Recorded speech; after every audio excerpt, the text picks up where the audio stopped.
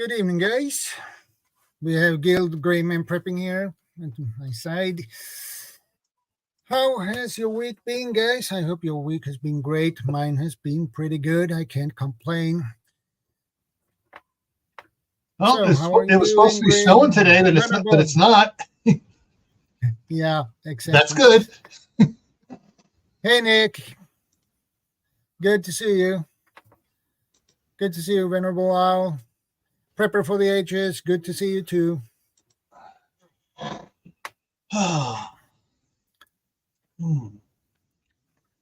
Yeah. That is those who has joined so far. I did have one good thing to go on this week. When I was working out in the shop, putting up all the siding, the OBS on the inside and on the ceiling and stuff. Yeah. It was so friggin' cold out there. I had a couple propane heaters going. Well, propane heaters give off moist exhaust. So you get moisture being put off by it. Well, I didn't realize up in the attic area before I had the ceiling put in, it was condensing on the wood, because basically it was wood and the metal sheeting on it. No insulation up there. And I had mold growing around, and I actually got some stuff hey, baby, good to see you. Called BioS that I was trying some other stuff, got some mold control from Home Depot and stuff. And the other stuff wasn't working it, but this stuff killed it all off. So it's like, yes, now I don't have to worry about the stuff growing back here on me.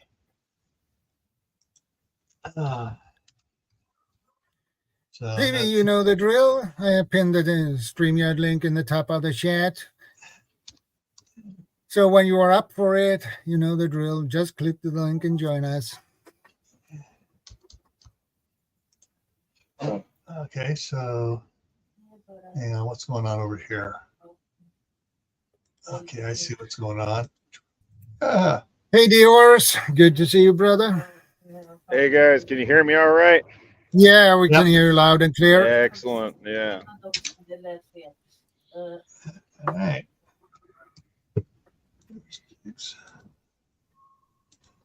Sorry, it's the first time using this headset for this stream, so I'm just curious to know if it works all right.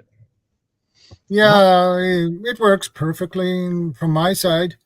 Yeah. Okay. Hey, PV, good to see you, brother. PV, how you doing? We are doing good. I had actually a 3-kilometer long hike with the church today. They call it a pilgrim's hike, so with snowshoes. In the area in the national park we were hiking, there were 1.5 meters snow, so it was really fun. Hey, Vanessa, Kitty, good to see you. Sorry, what was that? Right? You're doing okay. Gil, you all right? Dios, you all right? Yep. Good drills on the hit and run drive over there, by the way. Thank you. If anyone hasn't seen it, go to Dios's channel, and his last video, good little set of actions that he intervened with there. So yeah, good. It's 10 out of 10 for that. And should be more people out there, willing to commit and do what you did. So well on you. I appreciate the recognition. Hey, yeah, no worries. Good to see you.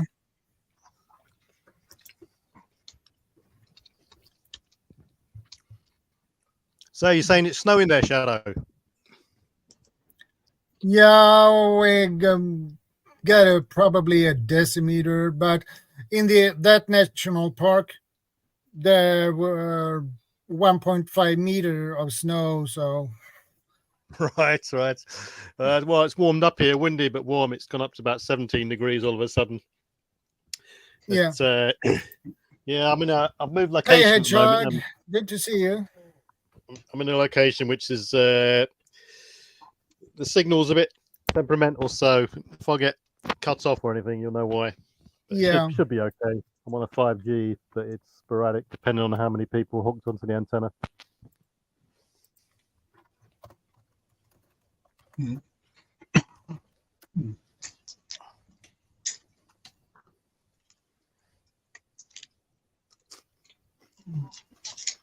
CR is here. Yeah, CR is here. That's good. CR, how you doing? How are you doing, CR? I hope you have some food to eat before you join the stream, buddy.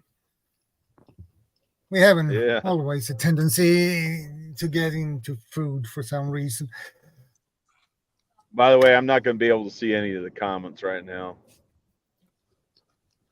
And I also can't guarantee my phone signal will be all that good. Well, it's okay.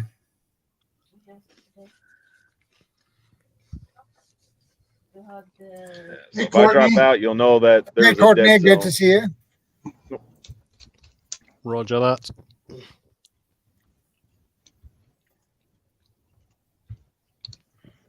Hmm. 13 in the house. That's good. So, guys, today's topic: why write logbooks, journals in a Shtf scenario? Pretty simple, actually. You need to keep track on things that happens from the first day, because you can't remember everything. That's impossible. You forget things, so write it down so you have it, and keep those books safe. Yeah, I'd say it's and there not are just... Sorry, go on. And there are also different, let's say if you're a group, and if you have one responsible for the security, one responsible for the medical field, and one carpenter and one gardener, farming guy, woman, they need to have journals. But the most important thing is the medical field. And why? Because they need to write down have a book for every person in that group. So if somebody gets sick with odd symptoms, stomach ache, odd rashes that doesn't look like normal rashes, fever, everything. If they feel like they're going to throw up or things like that, you need to document it, have that documented. Yeah, especially if in the beginning of a situation where things are in flux and not going on, if you could document, all right, especially for medical, all right, what did you eat different? Because it could have been something that, scrounging for food, and they could have ate something that was different that everybody else ate, and that's what it was that caused it. It could be, trumpet flour, or they ate something else. They ate something they shouldn't have been eating, and that way you could document. Okay, everybody, stay away from this plant because this causes this. And that way you have documentation of what's going on, and you can compare who's doing what. Yeah, it's definitely a good idea if you're cooking for a load of people and you're in charge of a cooking facility. That can quite easily be achieved. If you're just plowing through your personal preps, most people will probably just take what's out there, cook a meal, and crack on. They probably know what they've eaten, but definitely in a cookhouse scenario or a dining facility, that's definitely a key scenario. And you can always afterwards, you can keep a record and log of how much waste there is compared to what you've started off with, so you can trim down and get more efficient over time. Yeah, I'd say a log or a journal, for me, it's almost like a scrapbook of information. So anyone listening to any sort of podcast or watches videos or reads any books or anything like that, especially these live feeds, they're like gold dust. People should be taking notes all the time and writing them down, all the key little elements that pertain to them, their own personal situation. because you know, someone could just come out with a sentence in a complete 2-hour live feed, and it will be one that really benefits that person in listening. So, you know, for me, it's a case of it's part of my preps, and it's already started before any sort of event, and you're writing things down and writing diagrams down, wiring diagrams for things that you might need. And like I say, it's personalized to your needs and not from a generic book. So you might get a generic manual on electrics, for instance, but you just cherry picking the bits that are important to you and writing them down in such a way that they're easy for you to understand in your group, because you know we're not all electricians and stuff like that. We're not all medical specialists and so on, and it's those sorts of key things that I take note of, especially diagrams. Especially, I like diagrams. Easy. One of the things that came to mind, I was talking to Jordan about this beforehand. Think back to World War II, the Diary of Anne Frank. So much information was recorded in there, what was going on in and around and what they were doing.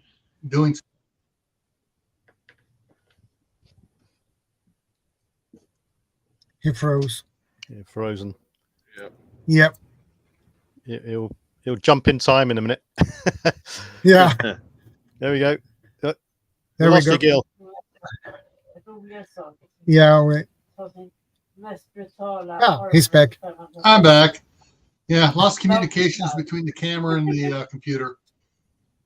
And, you know, so for historical stuff, there's a journal can be absolutely valuable, not only for your family, but others interested to know what actually happened, what was going on in your area during this great event that caused all these problems.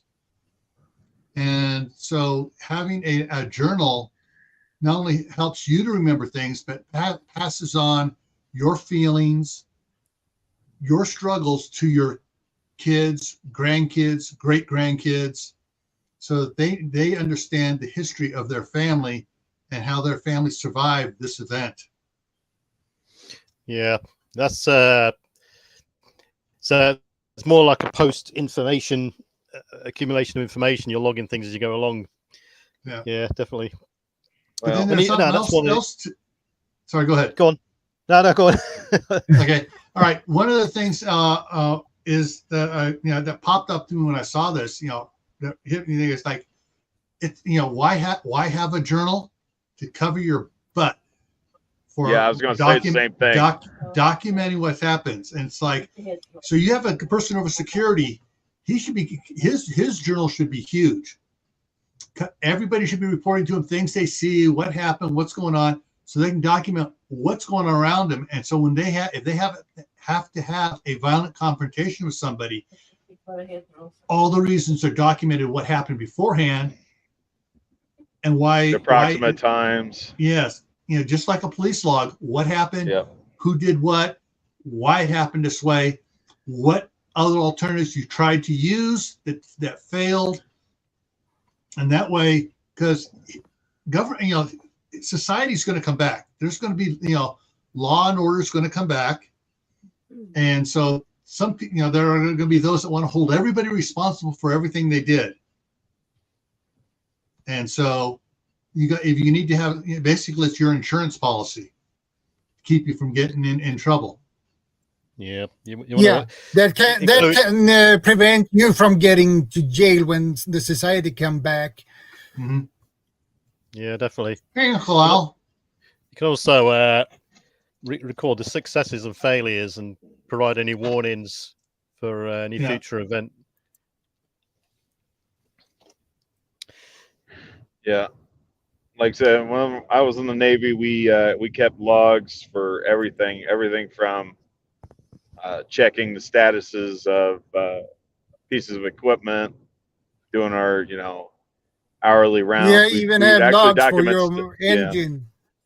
Yeah, we documented stuff hourly, and then of course, if you were doing any sort of armed security, armed guard duty, whether it be a controlled entry point, manning the caisson, topside roving sentry or something along those lines, or petty officer of the deck, you'd be keeping a log. Not so much the topside sentry, but caisson you would, and controlled entry point you would.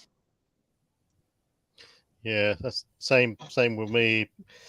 Radio logs. Be tracking the comings and goings of significant people, and like I said, be documenting at the top of the hour, and documenting for instance for the ship, you'd be also documenting the draft marks as well. See how far down see how shallow or how deep the ship is settling in the water, to let other people on board, let them know they need to empty some ballast tanks. Sorry, Yeah. PV. Yes. Yeah, I was going to say, same in the army as well. More or less every task or job you do really involves some sort of log, whether it be a radio log, an OP log, driver's hours log nowadays for health and safety reasons. Even in the guard house and the guard room, the actual log they use there is then classed as an official document, which is permissible in court and so on. But taking notes from that sort of side of it, it's the like Gil said, it's the preservation of knowledge and occurrences of what's happened, and when things do come back, they can not only be used as evidence, they can be used as lessons learnt and for after action reviews and stuff like that. Yeah. I think interesting on Vanessa's comment, did you keep a journal during the pandemic? Well, my journal during the pandemic was a bunch of videos. And that's the thing to consider too. Just because it's an SHTF or TWACI situation doesn't necessarily mean that your computer is going to be dead, your video camera is going to be dead. You still might be able to record stuff as well. So besides having written, to have electronic versions as well as a backup, it's something smart to do too. Yeah, the pandemic was. I took notes and I formulated my own little after action review because it was obvious that things were going to get back to normal. And looking back on it, I'm glad I did, because the detail has now sort of been forgotten and faded away in the background. And aside from that, you get the instances where the media, the bloggers, the government, everyone else in authority then tries to cover their backsides, and the information gets distorted then to suit their agenda, whether it be covering their own arse or molding the facts and figures to make themselves look good in whatever story they're formulating, so prevents them from gaslighting people. Yeah, exactly. Yeah.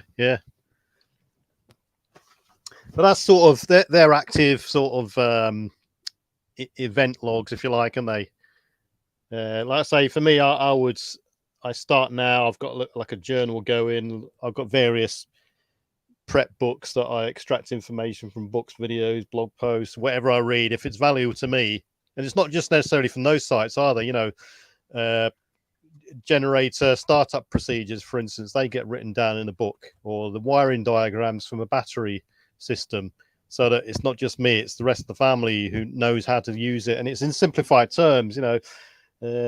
Anything dangerous. Well, it's like what you said, before. You also had you're talking about your water purification methods. You wrote down all the instructions. For everybody. So if heaven forbid, like you said, if you were incapacitated or whatever, people still know how to procure safe drinking water for the group. It may sound simple, but the amount of times I've forgotten how many drops of bleach will purify, a liter of water. Is it 1 drop, 2 drops, 3 drops? I put it in the journal in the end. That, and I've got it here actually. I'll have a look. Things 2 like drops per liter of water. So, how many drops of iodine into purified water, bleach, potassium permanganate, all sorts of just little gems of information like that, because when it comes to needing it, you think, oh God, was that 3 drops, 4 drops, 5 drops? And if you get it wrong, in various instances, you can start to have dire consequences. Yeah. These, I mean, it's golden information like that, all this information, and it can be sought after post-event. Once the event's happened, and on, let's say people lost access to the internet and stuff, you can't Google it anymore. Your journal or prepper documents or prepper binder or whatever, you could extract information out of that and copy it, and that could almost become a barter item, if you like. If you got the key resource, we all know knowledge is power.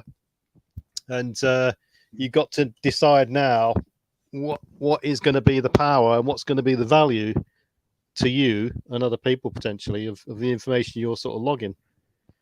You could even just not even bother writing stuff down. You could actually just get take photos of pages and documents and stuff like that. Save you writing things down, or audio recordings, save them to a USB stick or memory card or stuff like that. So yeah, they come in many formats. But I'm just surprised, any prepper out there who's thinking about any sort of emergency preparedness, disaster preparedness, or end of the world scenario, anything like that.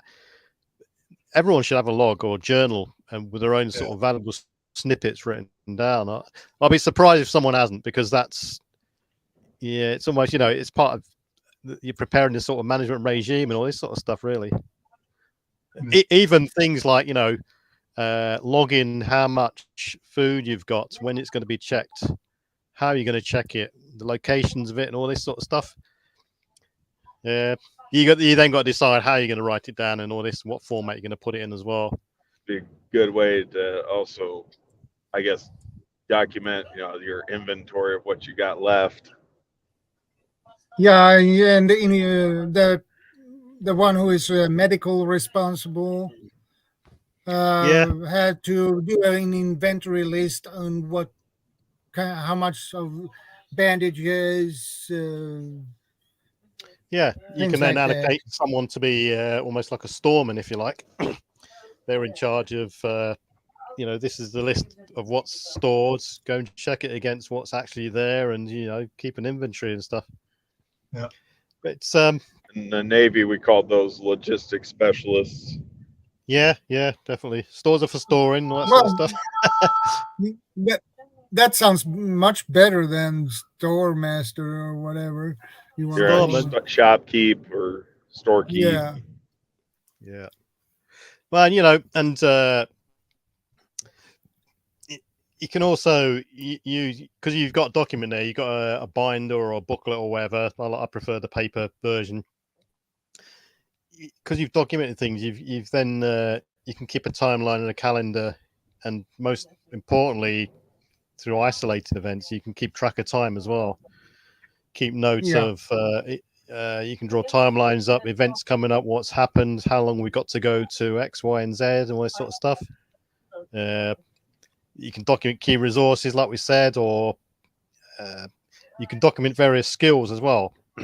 So, how to operate certain equipment, or reminders about how to do things, shortcuts, check-in schedules, like we said. There's a million and one possibilities in what you actually put in these things, but the more ideas that get banded around, the better, Yeah. And if you're part of a group or anything like that. One of the things, I saw comments up there asking about electronic. How are you going to? Do you have a plan to take care of your electronic stuff? Everyone should have a plan to take care of the electronic stuff. Whether it's just a simple single solar panel to charge up a battery to run a laptop or run a tablet or whatever, because. And that's the thing is, everyone thinks, oh, we're having an SHTF situation or a Tawaki situation. Everything's gone. Well, no, everything may not be gone. And you can make a plan to make sure everything is still functional and available for a long time. One of the things that to consider is make sure you have a computer and printer that you can keep it up and running. Because if you're writing out logs, some people have a hard time reading other people's writing. Yeah. And some people write slow, but they can type really fast. And so they can type out a log and just print it off, throw it in a binder. There you have. And it's one of those things that, you know, if you have multiple ways of doing it, then you're better off all around. But yeah, if you can keep your computer going, and if you're good at typing, or somebody's good at typing, and just type and print, put it in a hard copy binder. That way, if you do lose the computer and all the logs you have in there, you have the hard copy already printed out.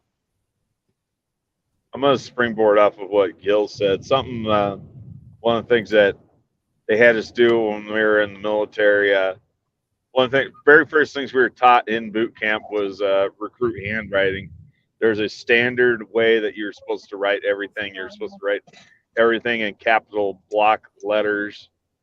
You know, you don't put crosses at the top of your letter J's as in Juliet's. You don't dot your I's. They're just a single slash, you know, like I said, and the J is just a simple hook.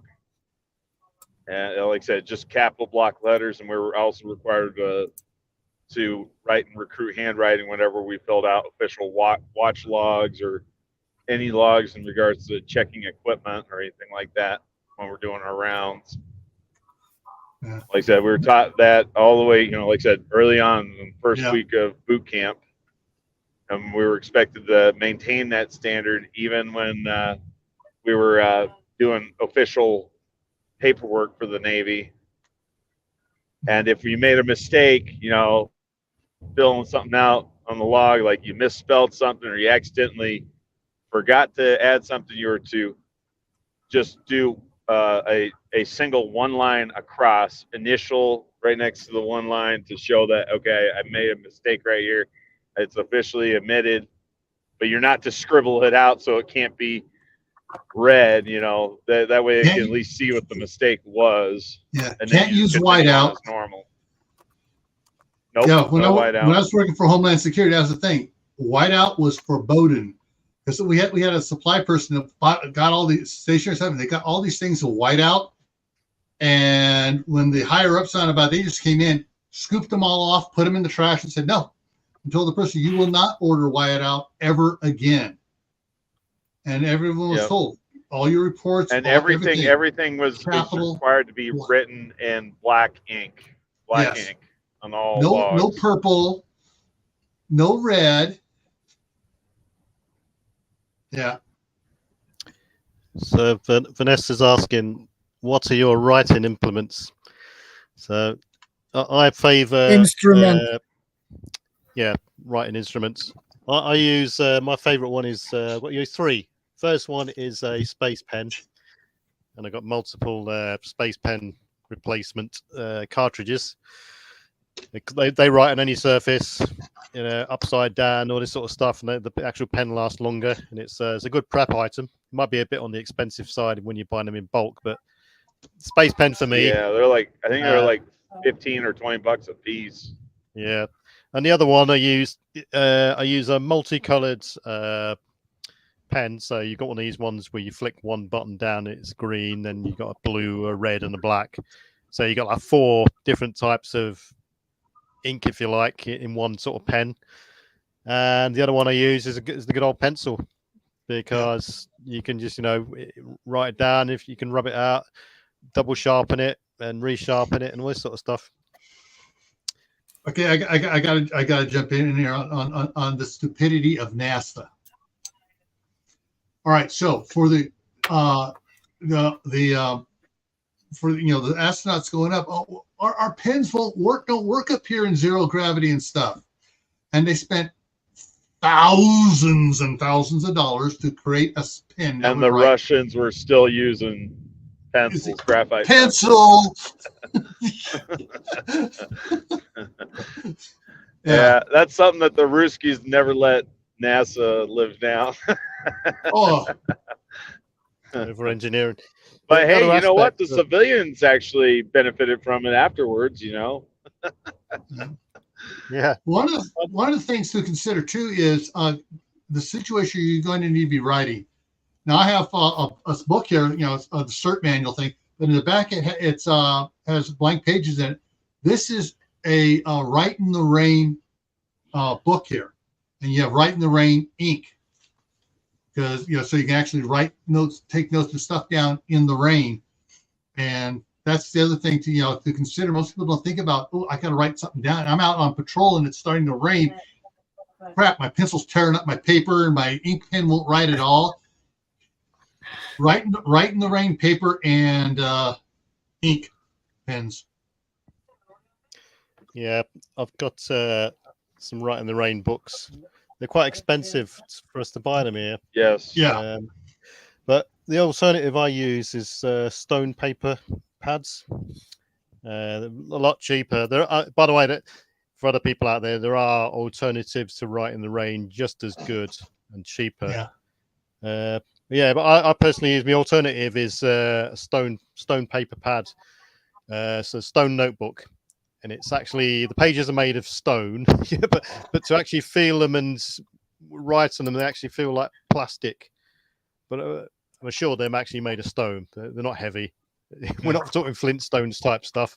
And it's very durable, and it's just as durable, if not better, than the Write in the Rain stuff, and it's a fraction of the price. So, yeah, if anyone out there wants to, Google stone writing paper or whatever, and it's a thumbs up from me on those ones. Yeah. It's interesting enough. We got all this information pre-written down, and we got logs building up over time. People have got to consider the security aspects of what you're writing down as well. Specifically, if you're writing down, locations of caches or supplies or personal family details or medical details and stuff like that. So if you've got to, whatever the content of your notebook is, you've got to afford it the same security that you want to afford that information. So you access control, who's going to read it, who's got access to it, regularly check the location of it, how many pages in it. All of the paper logs on the Navy ships, like all the paper logs in regards to the comings and goings of people, certain events, anything taking place, they were all classified, if I wasn't mistaken. Like I can't remember now because, like I said, it's been a few years, but I'm pretty certain they were all classified. I don't. They weren't top secret or secret, but they were classified documents. They were treated as such. Depends on the content. We used to have top secret. This one is the size I normally use, but I have a larger one, a little more fancy one. Right. Yeah. I always carry one of these little notepads in my spiral bound ones in my pocket. And but we got for the grandkids. My wife picked it up at Walmart. A big box of the 8.5 by 11 notebooks, spiral bound notebooks for the grandkids, and we probably have like 90% of it still left there. And some of the grandkids are getting to the point, that's too much like schoolwork. I don't want to draw on that. So we're going to have notebooks left over to document stuff with. But there are also, Vanessa mentioned earlier, there are pre-bound hard-covered journals that you can buy to write stuff out in. Yeah. Navy, U.S. Navy, I'm sure probably all the U.S. military branches, they had basically kind of like this OD green generic looking government issue book.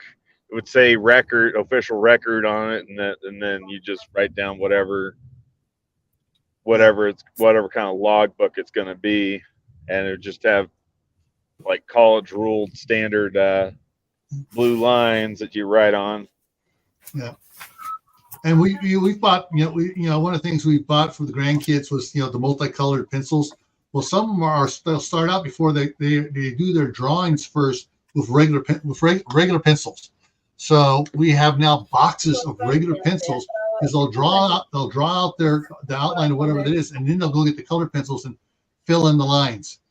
So having regular pencils is good to have in your supplies, because my mom had a roll top desk. I got it here now. And she kept all the ballpoint pens. She had brand new packages of big pens. And 20 years later, they were all dried out. But the pencils she had in there, go along and keep working the pencil. Yeah. The only problem with pencils, like the erasers will dry out too. Yeah. Well, that's why you just single line it and continue on. Yep. I am human. I make mistakes. Here's my mistake. Initial it, and I continued on. Yep. Yeah, so if anyone's got any sort of personal information or anything they want to safeguard, put it in a safe or somewhere like that. You know, don't leave it lying around, because it can come and bite you. Hey, Gil. Yeah. On the Onion News, did you hear about that article about the CIA using black highlighters to highlight everything? I think that's called redaction. I thought it was funny as all get out when I first heard that. I love the Onion for that. That was funny. Well, I have another thing that I got recently. This is really nice. Yeah. And you have a little pocket here. You can A4 put notepad? papers. You'll have to describe it to me because I can't see it. I'm Yeah. driving. I'm driving back to Texas right now. Well, this one is what do you call it? It's like a leather It's an A4. business notebook, hardcover type thing. Okay, Yeah. leather bound notebook. Yeah, and it has the 8x11 lined paper that has the cardboard back, and you just slide it into the pocket. Yeah, exactly. Nice. Yeah, And I haven't seen one. certain Basically, pockets it's a business one. He's pointing right now to the little clear thing where you put a business card in there. Yeah, you put the Yeah. business cards in here. Yeah. The other thing that people should probably consider too when they're keeping journals, notebooks, logs, official logs, might want to consider like I said, standard entries. Like standardize exactly what you're putting in. Word it one specific way so that way everybody knows. Okay, this is what happened. This is what this is, and there's no confusion because somebody might write something down a little bit differently than the other person. Classic example, write everything in military standard time. Don't be writing, at 1 p.m. or at, 4 a.m. No, just do 0400 hours or 1335.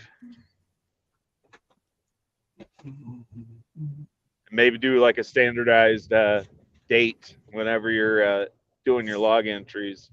I know at least over here in the U.S., a lot of people like to do month, day, year. Really, it should be day, month, year. And you should be writing out 4 digits for the year.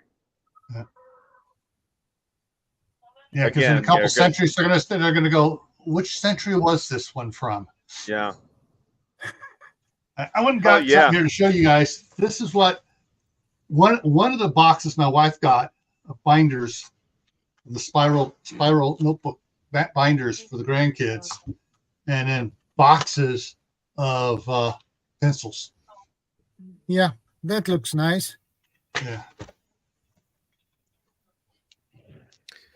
Yeah, the good thing about them is they're a low-tech item, and you can do all sorts of them, especially blank page. You can draw pictures and all sorts, keep the kids amused and let them crack on and inspire ideas, mind map things as well, and come up. We're sort of going to come up. So if you any sort of say mechanical problem, engineering problem, electrical problem, and you want to try and work around it, you want to draw it out, come up with different solutions, or you could be drawing a template to make a new item, for instance, with measurements and stuff on it. Yeah. It's all good stuff. I'm going to say like I said, I'm glad you brought up the whole pencil thing again. That's probably, for me, that's going to be the only time that I would say pencil would be permitted in any sort of official log or documents. If you are trying to draw out a detailed, like I said, a detailed diagram or a detailed picture or a sector sketch or something like that, and then you want to go over it in pen to make it permanent, that's the only time I'd say pencil would be permissible. At least for me, I don't know. Yeah. Yeah, it's all personal preference. You know what I mean? Personally, I'm not really that bothered about keeping any sort of log. For me, it's about the pre-event storage of information, the key ideas pertinent to me, and the things I'm more likely to remember or forget. You know. There was a comment back up there that Utah Mike had made about for architects and stuff, everything is in capital block letters or is printed, no cursive on if they do upper and lower case. Everything is still printed, not cursive. On blueprints, because you can't have something, because I swear, you want to see the nastiest cursive ever? Go look how a doctor's note. Yeah, doctor's note on a prescription. It's like, and you take it to the pharmacist. You can actually read this. How did you learn to read Sanskrit? I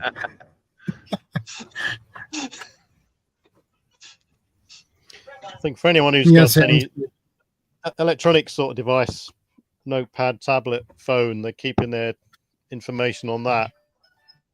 They should think about their protecting it from any electrical disturbance, shall we say? Yeah. Oh yeah. There's I've talked about that a bunch. Is that they've got the I just lost it, the box thing, the Faraday bags. You can put your tablet in there, seal the Faraday bag, toss it in the microwave for 5 minutes, take it out, and it's fine.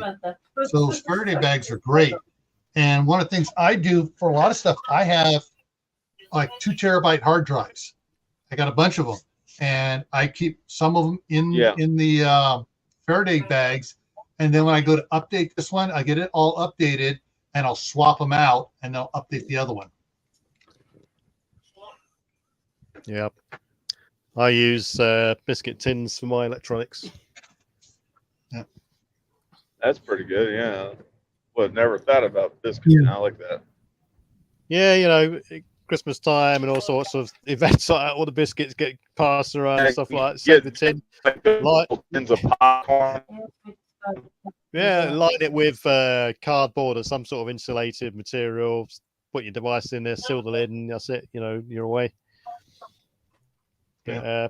But no, yeah, it's paper for me, whether it be stone paper or write in the rain or whatever. But I think when it comes to size, my preference is maximum of A5 and A6. It's a pocket size, so then I can just take it with me and stuff like that.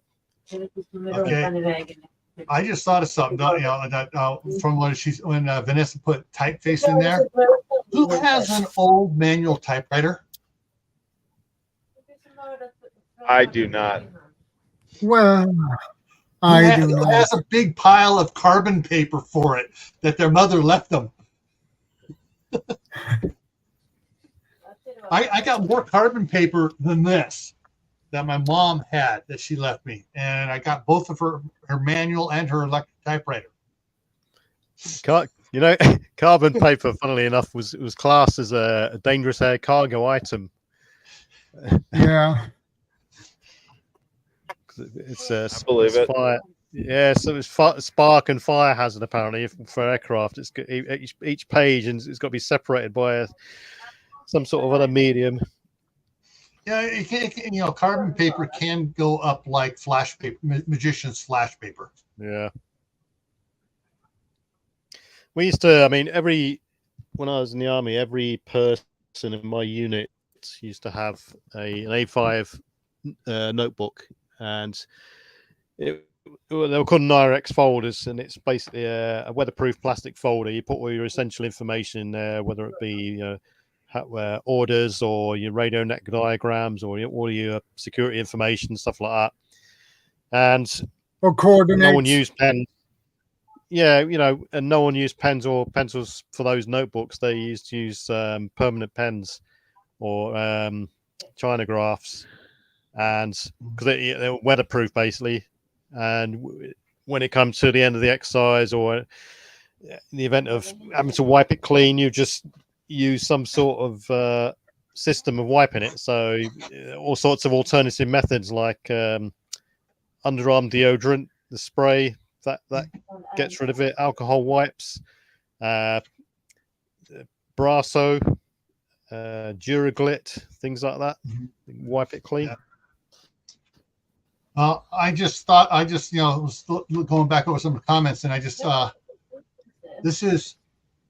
these are paint markers, not a normal Sharpie.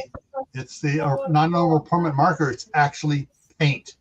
So what size is the nib on those? They thick. Let me open it up here. So that's the tip. So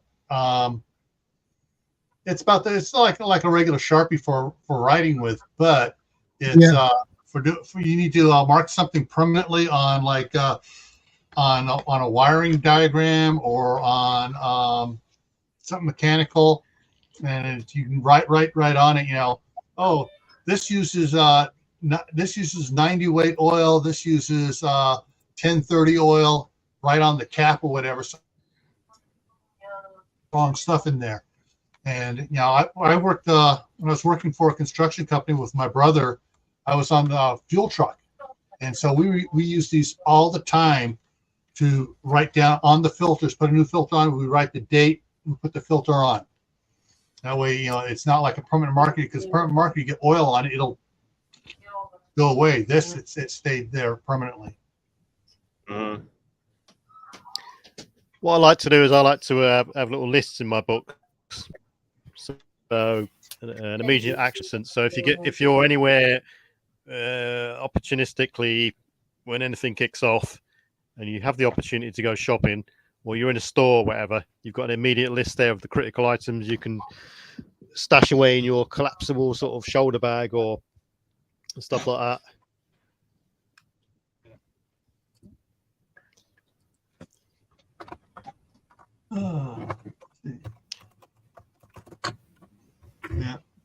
Yeah. When I was in high school, I did a lot of drafting. I took drafting for 3 years in high school because it was fun. But I haven't done any drafting since for over 30 years now. Yeah, it's been about 10, maybe 12 years for me. No, it's been over 10 years. It's been probably about 12 years because I took a couple drafting courses and AutoCAD courses in college.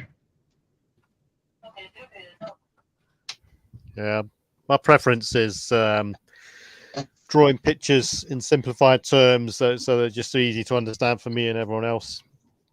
So, like, hey, Idaho Garden Girl, good to see you. Hi, Gigi. So, like, flick through my book, how to do various climbing hitches, for instance, to abseil without climbing gear and stuff like that.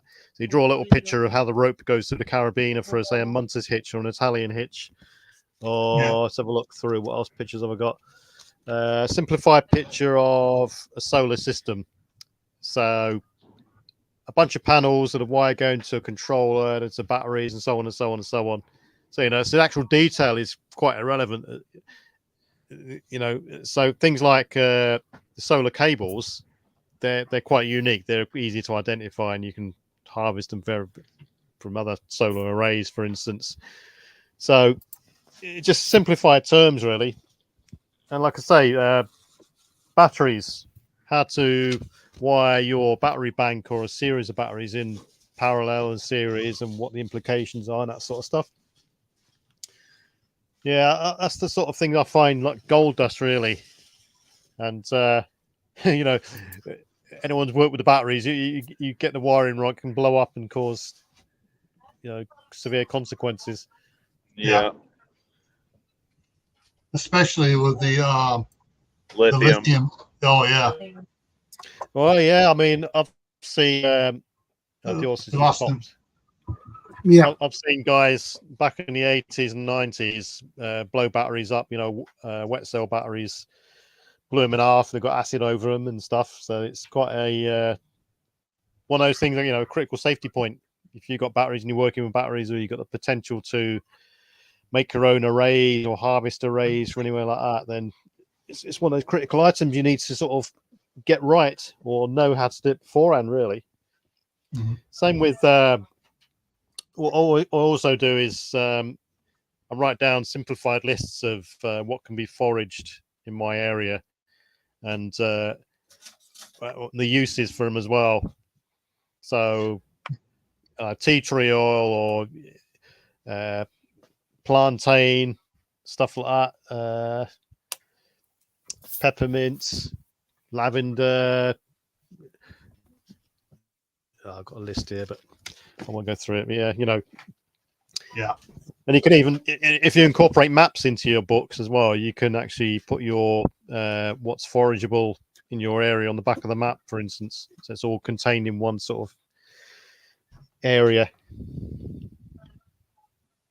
Yeah, that could be also a part of a scout pack for your scouts, for your group. Yeah, and you transfer information across from your main sort of book of knowledge, if you like. I mean, these things, they're not. People have got to realise it might sound like a simplistic thing to do, but I'll give people an example out there. When I was in Afghanistan, we were working with the Apache pilots, and they had these. Every one of them had these books called. They're called the Blue Brains and the Green Brains, and that was the book of knowledge, if you like. And it was like a critical reference book for them to delve into if they needed to. And this is the sort of thing I'm sort of gearing my content towards, if you like. Well, you just made me think of something. You're talking about maps and stuff, and then Vanessa was talking about rulers and stuff. Sniper's book. From where you're at, how far out, how many meters out is something is at, and what do you have to set for your elevation and things for which way does the wind generally blow, and so information for the snipers to have for what's going on out there, for if you get the bad stuff happens and someone tries to overrun your position, they can be in there quicker to lock on, and then make their adjustments once they start dispensing the elitist material. Yeah, I've got one of them in mind. It's where we got that from the army. We call them a range card, and basically you from your sort of position, you look out in sort of 4 or 5 different directions, and you depict whatever range is. There's key obstacles and targets. So if you're looking out into an open field, in that open field, there's one solitary sort of tree in the middle of the field, and on the edge of the field there's a farmhouse. Beforehand, you can document the exact distance it is away. Yeah. So then you've got an immediate range indication then. And you've also got a reference indication. Talking about to sector. Sector sort of a target sorry about that. Yeah, like a target. Yes, similar to that. Yeah, it's like a target indication form that's documented. So you've got, prevailing wind is, you can incorporate environmental values into it as well. Yeah. But that will be on a sort of day-by-day basis and seasonal basis. Exactly. It's more situational. It's more, what I do is more of a key sort of installation thing. So you can, it negates the need to range find, and it negates the need to point out various obstacles or describe various obstacles to other people. If you can show them the same sort of document, then it's a lot more easier to refer to. It's not an essential. It's just a nice to have, really. And Yeah. it's one of those things to do where if you're sat there pondering over things and you're looking out over your yard or your area, you can quite easily draw a sketch and stuff like that.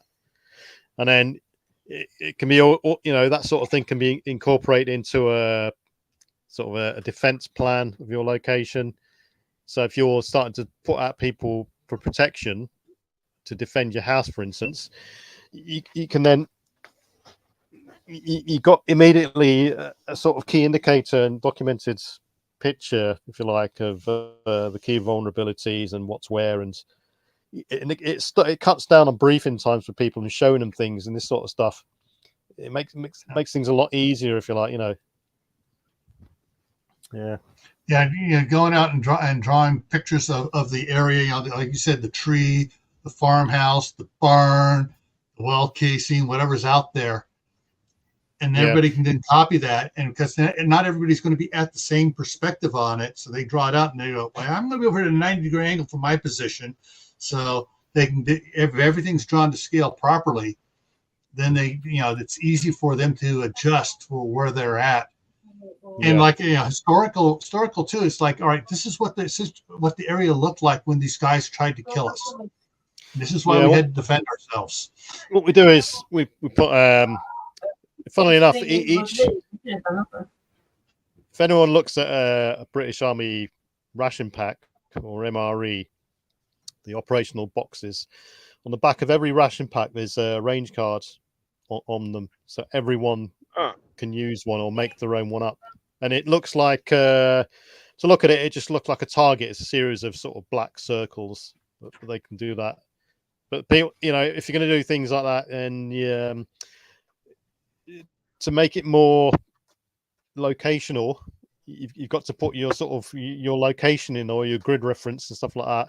And if you're going to identify ranges to certain trees or stuff like this, put the sort of magnetic or the compass bearing to it as well. So there's no grey areas about what you're looking at and what you're talking about there. So yeah, you know, it's just another sort of thing you can document and put down there. And also, you know, like I say, we're going back to list as well, lists of gear and actions to take in case you have to do a sort of actions on this event or that event as well. Yeah. So standard operating procedures. Yeah. Yeah. One of the things that Dolores and I have to deal with is the fact that we're in America, and America has more friggin' stupid lawyers than the rest of the world put together. And we got to document everything we do so we don't get sued or go to jail. And that's what to us, that's one of the reasons why to write everything down. There's a danger. There's a flip side to all this, especially things like range cards and stuff like that, because you're then showing any sort of premeditation in any event, and the amount of preppers, especially in Britain, that have for whatever reason the police have gone around to their house and they've then been arrested because they've got access to material and they've shown some form of intent and they've shown some form of personal documentation towards the said intent, you know. So, you know, people have got to be wary of what they're actually writing down. You know, it's beneficial to a reason and not so it doesn't become some sort of insidious terror manual, if you like. Exactly. You want to write down and document. All right, today we had a nice peaceful meeting with so and so. We're all getting along. Oh, but this other group just came in and they're terrorizing everybody.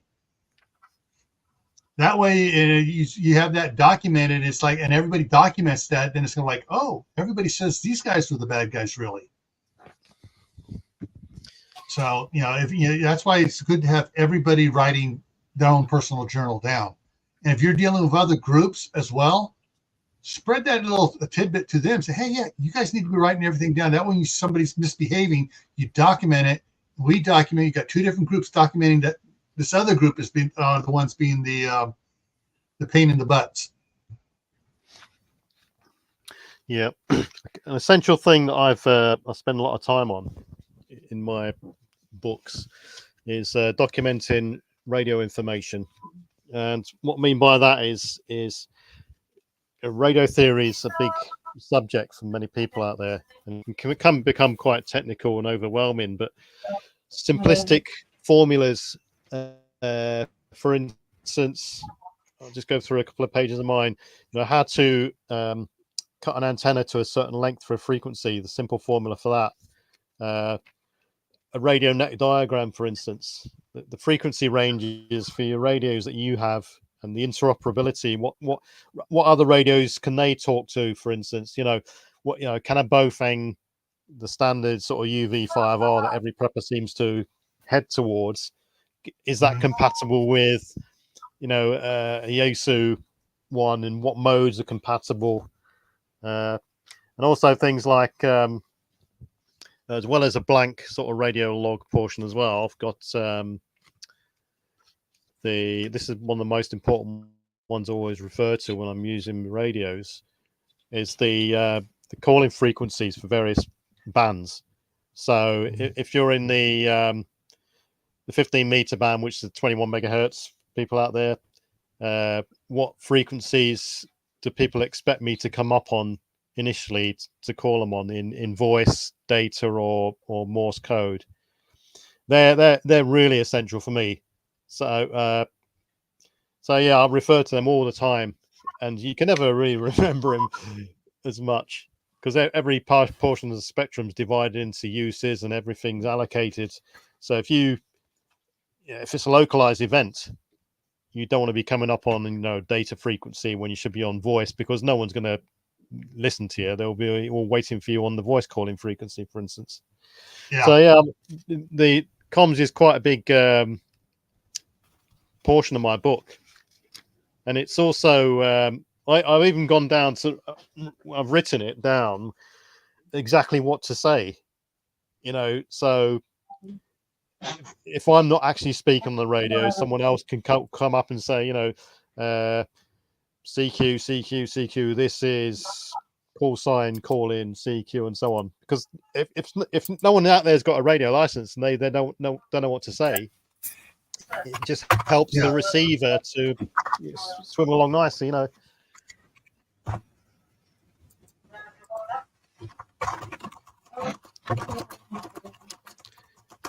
So yeah, different things like that, and how to make little makeshift antennas, and like I say, formulas, the standard VIR triangle for formulas and stuff like this.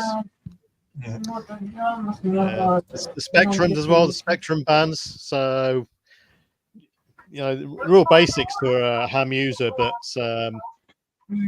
it can be quite difficult for people who don't know. So if someone says, call me on UHF, for instance, someone might not even know what the UHF band is. Or the HF, band. Oh, my daughter just texted me. She needs me over there to watch the kids because husband spent too much time at the gun range, and he just got home now instead of doing stuff earlier where they could have supposed to do some stuff for one of the kids' birthdays tomorrow. So I got to go over and watch grandkids for about an hour. So I'll be right. I'll be back. If you're still going at the end of it. Yeah. So I'm going to leave. When I'm streaming the mine, I'm going to leave it up going while I'm gone, so they can listen to you, and I will check back in later. Yeah. Yeah. No worries, Gil. Catch you in a bit. All right.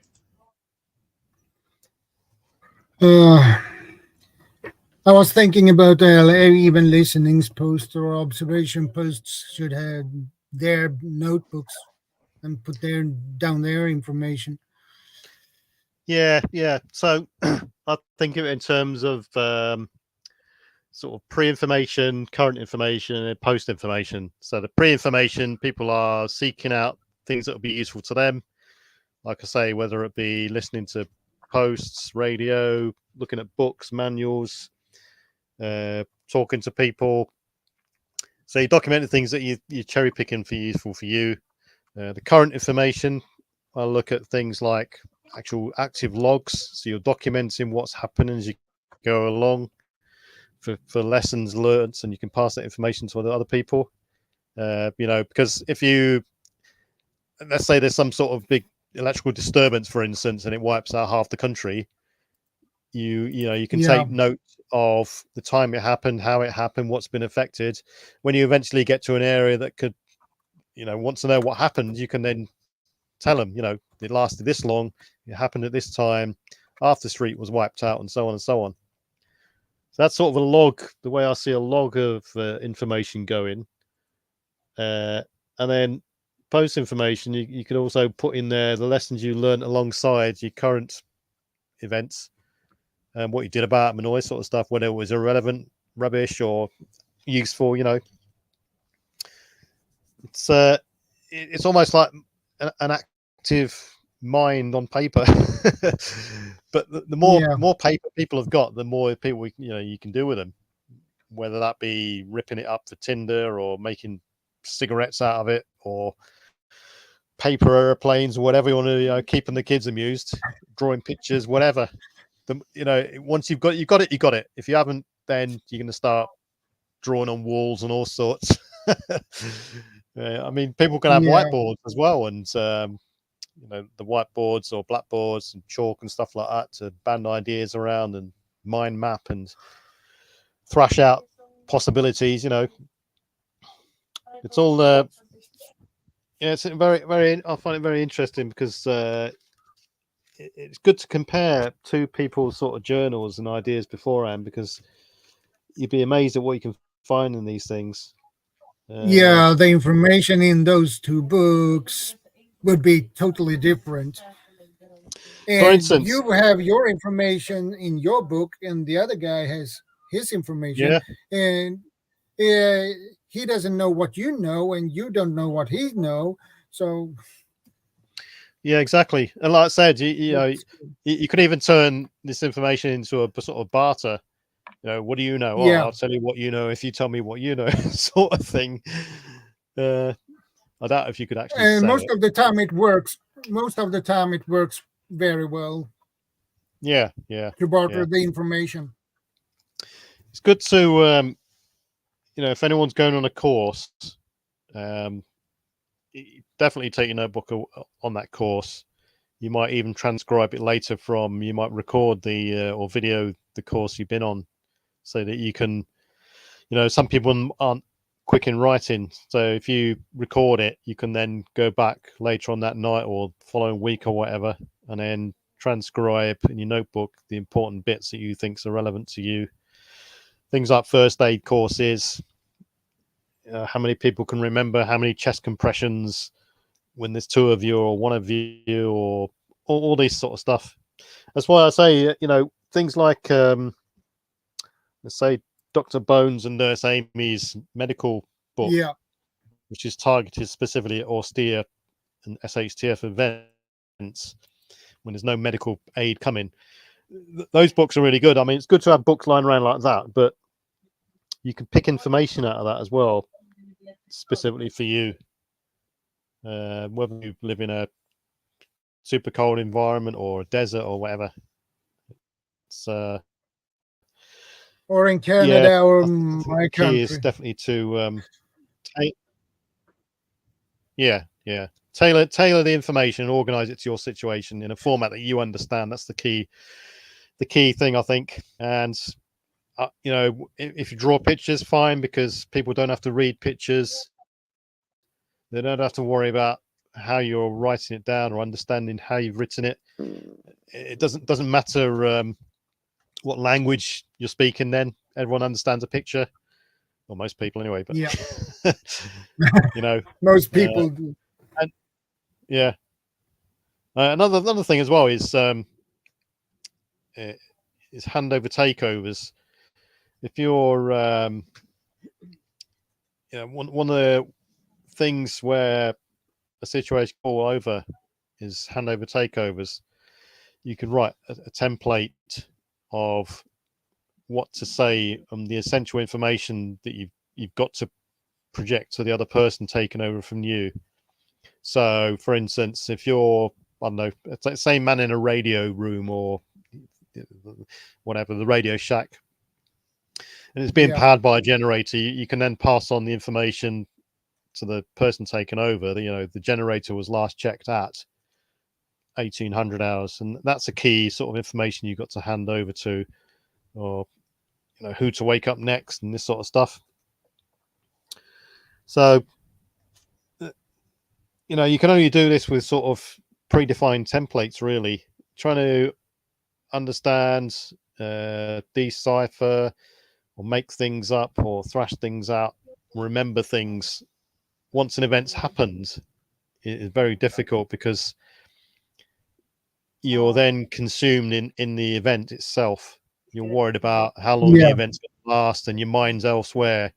You might have lost family members, for instance, or friends. You're thinking about those. You start to, SWOT analysis, like Nick says. I'm not familiar with that. I never heard that one before. So, right. So SWOT analysis is it's a management sort of tool and system that managers go through when they're in a decision-making process. So when let's say you're certain item, for instance, a generator, solar generator, for instance, you draw a cross on a board. Top half is strengths, right half is weaknesses, bottom left is opportunities, and bottom right is threats. And you assess how good each piece of equipment is. So the red generator, it's a big generator. It provides 2 kilowatts. However, it uses a lot of fuel. And you just go through it that way. And at the end of it, you can decide which is the best one based on your SWOT analysis that you've just gone through, sort of thing. Yeah. If anyone's looking at, if anyone's been involved in project management, SWOT analysis will be a key component of that, and one of the processes people go through to make informed decisions, really. And like a lot of these things, it can be done in your head, or you can actually thrash it out on paper and go dig into the weeds, if you like. But SWOT analysis. So, like I said, I'll give you an example. A lot of people, when they get an injury, a non-critical injury, for instance, they might have a swollen hand, or a blister, or a small cut, and there isn't access to medical aid. People start saying, they initially treat the wounds, and then people start thinking then, you might want to put some of this on, or you might want to put some of that on. But all these little tips and tricks that you would have pre-learnt and pre-written down in your log or journal, you can refer to those. That's one of the benefits, I suppose, of having a medical manual with you, because you'll always refer to that to make sure you made the right decision. But you can also extract that and put it into your own notebook as well. Yeah. Yeah. So interested to see and hear what people in the audience there are, how they do things and what they write down, and what type of lists or check-in schedules or reminders they put in their books. Yeah. Yeah, it's really interesting. I found it fascinating. Yeah. Another example. So if anyone, a reason to have an information book or log or journal, how many people in their bug out bags have got a Lofty Wiseman SAS survival manual in their book, in their bag? Those little ones. I bet there's quite a lot of people in there who have. I've got one in mine, because basically it's a hive of information. It's got everything you need there, from water to shelter making to fire lighting to trapping, snaring, all this sort of stuff. And it's just, like I say, a goldmine of information. So why have they got that in their bags? Reasons why you'd have a journal or some sort of personalized log, really, I'll suggest. But if anyone's putting in their critical information like emergency contacts or personal details, stuff like that, then you got to consider access control and store it in line with the contents of it, really. It can be difficult. You know, the realization when you pick these things and choose what type of actual book you want for your chosen purpose. A lot of people like me, I didn't realize until after I bought it and started putting information in one of my books that actually it was a bit too small. The pages were a bit too small. There wasn't enough pages in it. And then you start looking elsewhere then. And then you duplicate. It takes a lot of time to duplicate and transfer the information across. So people may want to actually look at little ring binders. Yeah. A5 ring binders, for instance, so you can keep adding your own pages in there, like Filofax, for instance.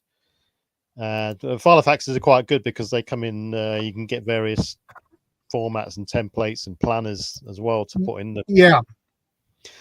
The trouble I got with Filofax is that people, it tends to steer you towards putting a lot more personalized information in them. So you got to think about, like I said, the security aspect of that as well. OPSEC. Yeah. You know, you could have a coded diary, and people have done that in historical events and stuff. But do you really want to do that? Unless it's some sort of secret. Hey, CR, good to see you, brother. Hello, CR. hello. Apprentice veteran. You guys hear me? Yeah, so we're just saying, CR, a lot, I've heard of people making coded diaries, and it's done in the past, but Da Vinci, there's like historical. unless you got access or secret information to a hidden bunker that you don't want anyone else to know about apart from your family, is it really worth it? You're talking the realms of sort of fantasizing then. Yep. So, have you got an SAS survival manual in your bag, CR? I'm working on something a little bit more specific for either the bag or for the situation. So, yeah. Well, yeah, that's the key. Like I said, it's got to be tailored to your personal sort of situation. Like a table of contents, right? Yeah. Here's the table of contents, right? For example. But the good thing about this is the Swedish version of it. Right. Is that here it is the English there you one. Go. Yeah. I've got the one I've got is it's about the size of a cigarette packet. And the reason why I throw it in my bug out bag is because it's so small. Got every bit of survival information, credible information there you'd need. Why replicate it? Just shove it in your bag. There you go, done. It's a hive of information. So no, you don't have to have it. People, it's up to them, innit?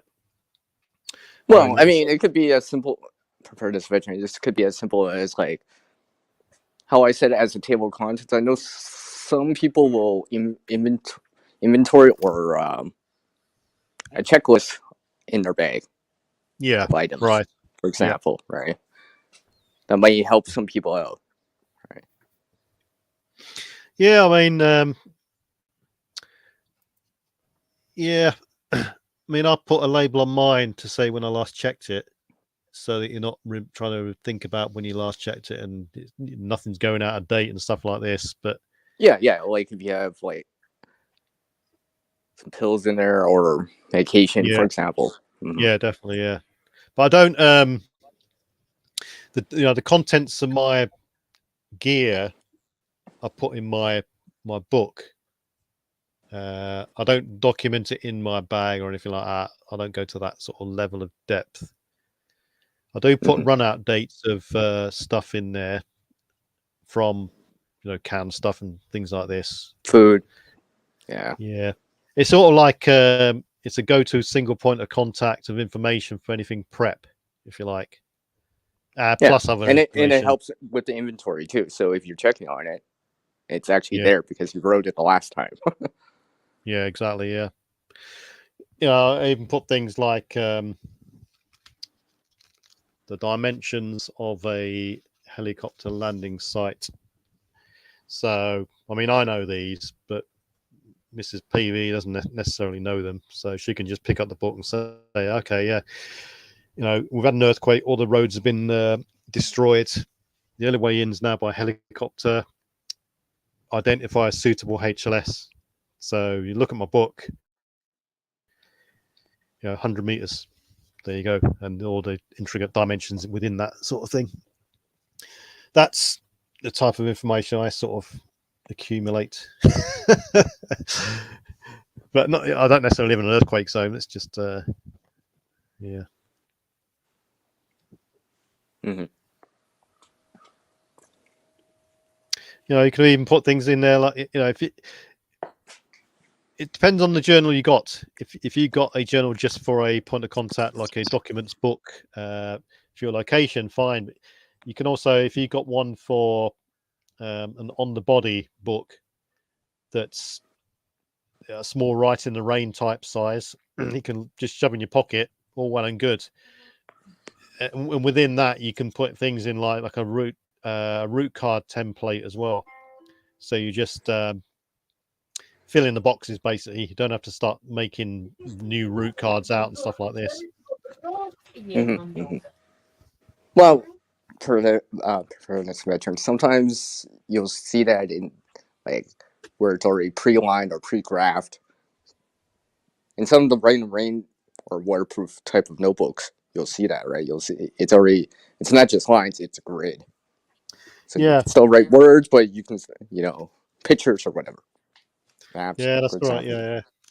I don't really. For me, a notebook, a write in the rain notebook, is a luxury because they are on the expensive side here, anyway.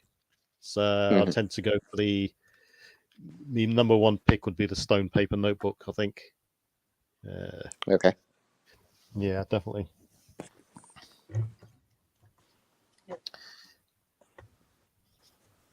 What else we got? Consult my book. Call signs. What the call signs are made up of. So ham radio call signs. Each letter and stuff mean a different thing. Well, it could also be like Morse code too, right? Q you could be codes like and Z codes. Morse code's a bit of a different beast, really. It's all right. I mean, I get asked this question quite a bit from various people I speak to. Morse code's easy to learn. You can learn Morse code within a week easy. The difficult part is sending and receiving it at a sufficient speed where it's, you're not trying to send one word in 3 minutes. It's a skill that you've got to build up. So you can actually get by at a really slow rate of knots by writing what characters mean what in Morse code, but it's a different story when you can actually come to send and transmit it and receive it. Sorry. So useful, yes. In practical terms, over radio, it can be quite difficult.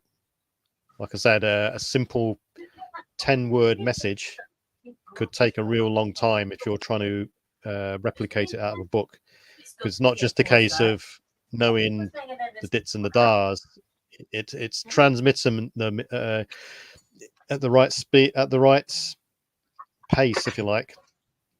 For instance, a dot or a dit is sort of one character, one unit of time. A dash or a dar is 3 units of time, and those two spaced in between is another 3 units of time. So it becomes quite difficult to explain, but people get what I mean, I think. Do they? Yeah, probably. Yeah. For instance, so try. Yeah, go on. Sorry. So you would have to be concise as much as possible. Yeah, exactly. Oh, yeah. No filler, no nothing. As with any sort of radio transmission, brevity is a key component of transmission. But yeah, the simplest you can, if you can transmit a message in Morse code as simple as possible, then fine. but it's transcribing it from a book to practical terms, which is the hard bit. For instance, if you sent me a word in Morse code, you think it's okay, but I think, what the hell is he sending me there? Because your spacing's all is out. So that's the sort of thing I'm indicating.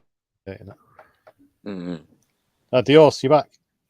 Yeah, Yeah. I'm back. I welcome don't know back. how long I'm going to be here because I keep having issues with my phone overheating in the middle of the stream. Oh, Right. Yeah. okay. I've put my phone on a ice pack that I pulled out of my cooler to see how long I can keep this going. Right. What temperature you got there? What the temperatures You you know what? talking there? Well, I don't. I guess the outside temperatures over here in Walsenburg, Colorado, is like 49 degrees Fahrenheit. So, not exactly sure what that would be in Celsius. But like the phone itself the battery will start to overheat when I start live streaming for too long.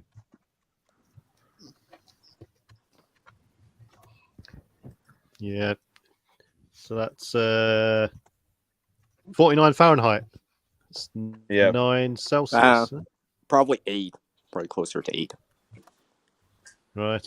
Oh, right.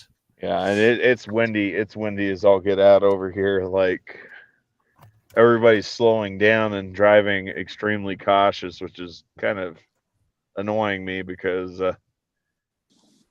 I'm not driving that high profile of a vehicle. So Right. Like we're we're getting around 62 Fahrenheit here at the moment. It's quite warm. yeah. So one thing I also put in the book is a list of spare parts that I need. So the part numbers for filters for my engines, for instance, the types of oil they take. Because we all know if you put the wrong oil in, it'll have different effects. And if you put your spare parts list, like the filters, for instance, you can go thereafter to places and cannibalize other vehicles, for instance, for filters, and the part numbers right. You got the scope then, an opportunity to look for them afterwards, especially if you get any sort of internet disruption. You've got no capability to search then. Yeah. Yeah, 62 Fahrenheit, 17 odd degrees here. So it'll probably be minus next week. No, in Britain. We will be on plus next week. So Plus. Yeah, well, a couple of days ago there was snow in parts of Britain. It's just that's the problem. Yeah. that happens not often. Yeah, snow was falling over here in Colorado. That's why I'm trying to get the heck out of here and go back down to Texas.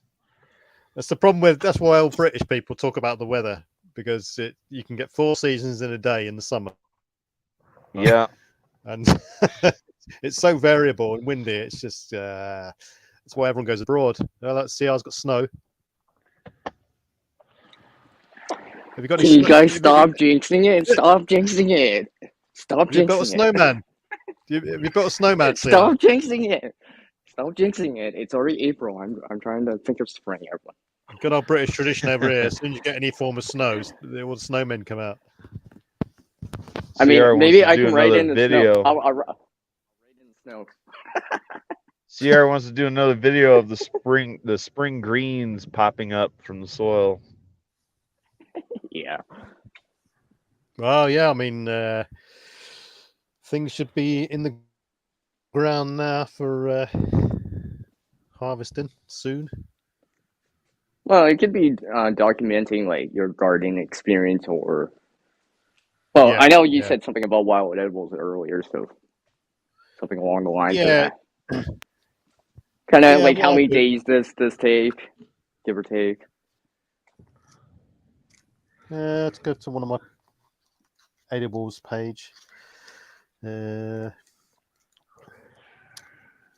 Right, so I've got a foraging page. So I'll put down 1, 2, 3, 4, 5, 6, 7. I've got 8 different common types of things I can forage for, which will be useful in Britain. And it's the name of it and the reason and what to do with it and what it's for. Is it edible? And so on. So plantain, dandelion, red clover, nettles, cattails, blackberries, pine needles, and rose hips. That's on my list. And good sources for cordage, hazel branches, willow branches, nettle stems, and how to make an easy sort of wood stripper or bark stripper from those things. I've also got an essential oils page. So the ones I've got stored, as well as simplistic labels on the bottles, I've written down in the book as well. So lavender, which is a general one, but also can be used as a sleep aid, insect bites, peppermint oil, tea tree, clove oil, chili oil. What else we got here? First aid kit list, sort of a nice to have first aid kit list. So if ever I come the opportunity to get one of these items, I'll get it. Or if they become cheap in a sale beforehand, I'll get it. Antibiotics, a quick sort of, well, not quick, it's an in-depth sort of simplistic list of antibiotics and the dosages as well.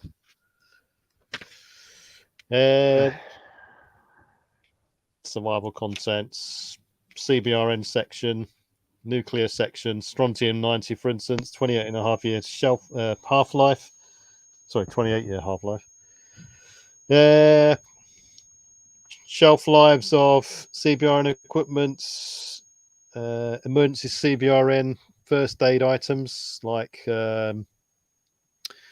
Gaviscon liquid, pectin, alginate, potassium blue, Prussian blue, potassium iodides, where to put it on, how to put it on, how long to put it on for. Just look, I mean, that information there, that just takes up a little sort of page in my Write in the Rain notebook. And it, you know, once it's there, it's there. How radiation is measured. Distribution of energy by nuclear detonation. And it goes on. Okay. I've even got little pictures of how to cross a river in groups of 3 or more.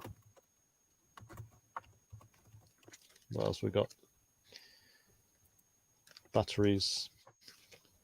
Yeah, it's another one I've got.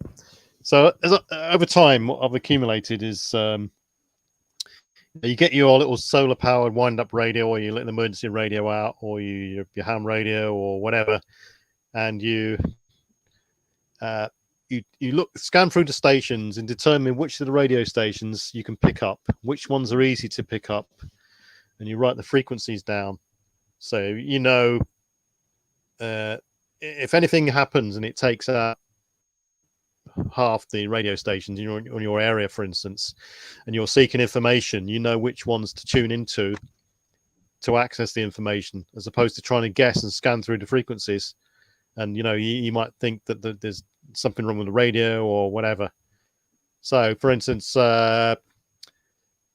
the whole of the British Isles, you can pick up something called Shannon Volmet, which is a meteorological transmitting station in Ireland, and it permanently transmits weather updates, for instance. And they're down in the low 5 megahertz range, stuff like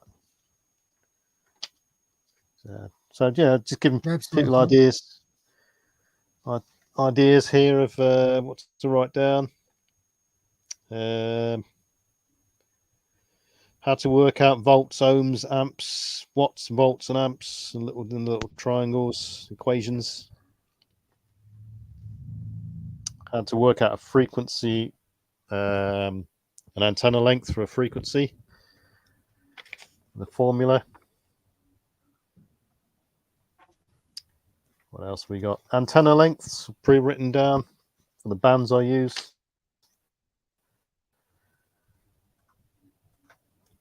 signal reports, so you can tell someone what their readability, strength, and tone is like, so on and so on.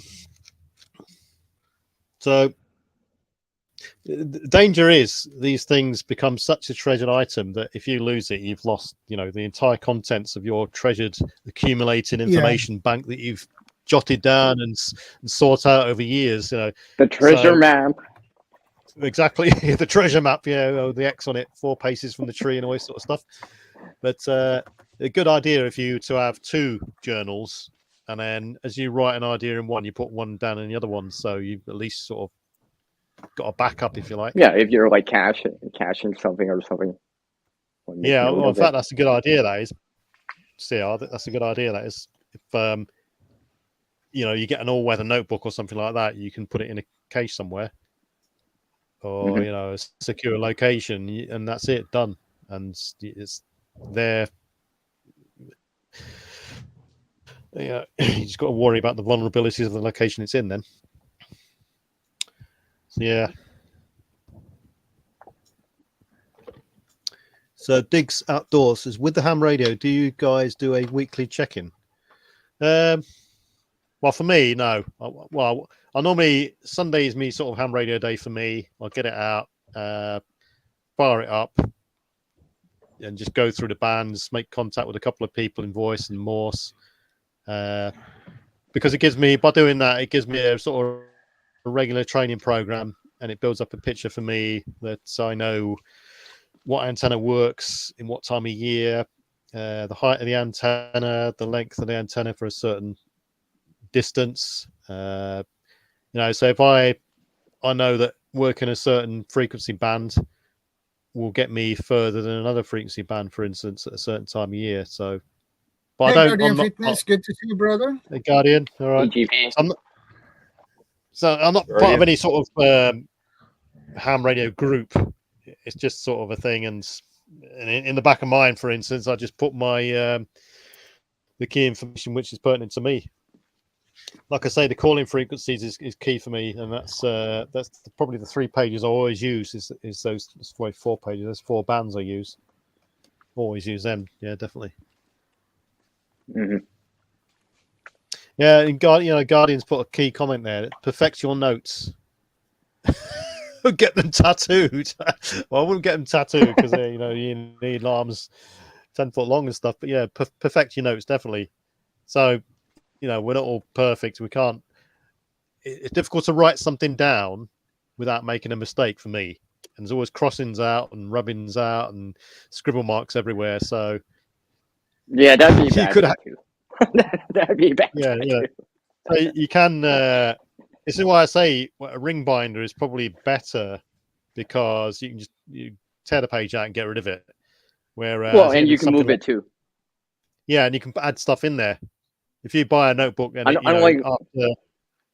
after 100 pages you've filled it and you've run out of space, you got to get another notebook. But with a ring binder, you can just keep adding stuff in there. You see, or if you're making a mistake, you just tear the page out. But with something like a write in the rain notebook, for instance, you try tearing the pages out of that, the sealed ones, and it sort of destroys the binding on the end of it. Yeah, it kind of weakens it. Yeah. I think another key difficulty that I've come across is trying to segment the information in a standard notebook that's not ring binded, because if you say, all right, you start halfway through the book and you're on a blackout sort of theme, or a CBRN theme, for instance, or a nuclear theme, and you start writing in there, 10 pages later you think, all right, I'll reserve 10 pages, and the next section I'll put first aid kit stuff in there. You could fill that previous section up quite quickly, and then you've overspilled then, so it can become quite fragmented as a notebook. So yeah, I think ring binders are a bit better, but it's a bit more difficult to come by a waterproof, robust ring binding insert.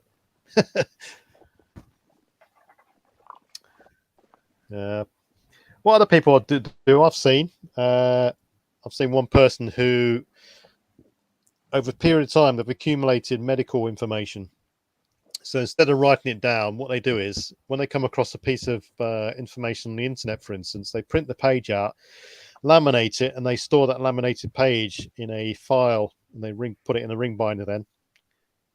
So it negates them making mistakes or in translation or transcribing and interpretation. You just print the page off and it's verbatim, done black and white pictures or color pictures or whatever, with pictures as well. And if you print it off, it can be a photograph. Laminate it. It could be useful for. Yeah, it'd be useful for those wild edibles, right? Not just words, but a picture. Oh yeah, or exactly. Yeah, that's a key point. That is because I've come across a lot of and all this other stuff. Yeah, I've come across a lot of foraging books where they've either got black and white pictures in them, or no pictures in them, or rough hand-drawn sketches. And when you actually try and use them in real life, there's a lot of plants which looks the same out there. Is it the poisonous version or the one you can actually eat? So it's definitely helpful if you got a color photo.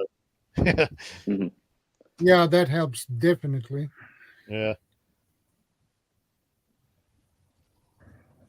Can I add a few? In that case, to not be eating anything that has a counterpart that's very similar in appearance that might be poisonous or toxic. But for that, I mean, I've talked about the Lofty Wiseman Survival Guide, the SAS Survival Manual. When it comes to foraging stuff, what I also got, so I haven't put it in my bag, but I'm considering it, is the little Collins Gem book called Food for Free. And that is a really good, it's one of the best foraging books I've seen. And it's literally 3 inches by 2 inches, the book. 230 pages in it. Color pictures, color photographs. It tells you everything you need to know about every possible aspect of each plant and how to do it and all this sort of stuff. And like I say, it's gold dust. But I think it's a bit of a defining line, really, between having a journal and having lots of little books. Because this little book I've got here, Food for Free, for instance, it's all right. It's a brilliant book, 10 out of 10. But what I was getting to earlier is, it's got to be personalized to you and your location, your situation. There can be a bit of overspill to have a variation of circumstances, but when you've got a little 300-page book, it will contain everything from the edibles in the desert to the edibles in a subarctic region, and you're starting to go into sort of wasted territory there. If you're living in the tropics, is there any real reason to start carrying around and storing excess information about the Arctic and subarctic zones? It's possibly not. So, personalizing information to your needs is definitely key.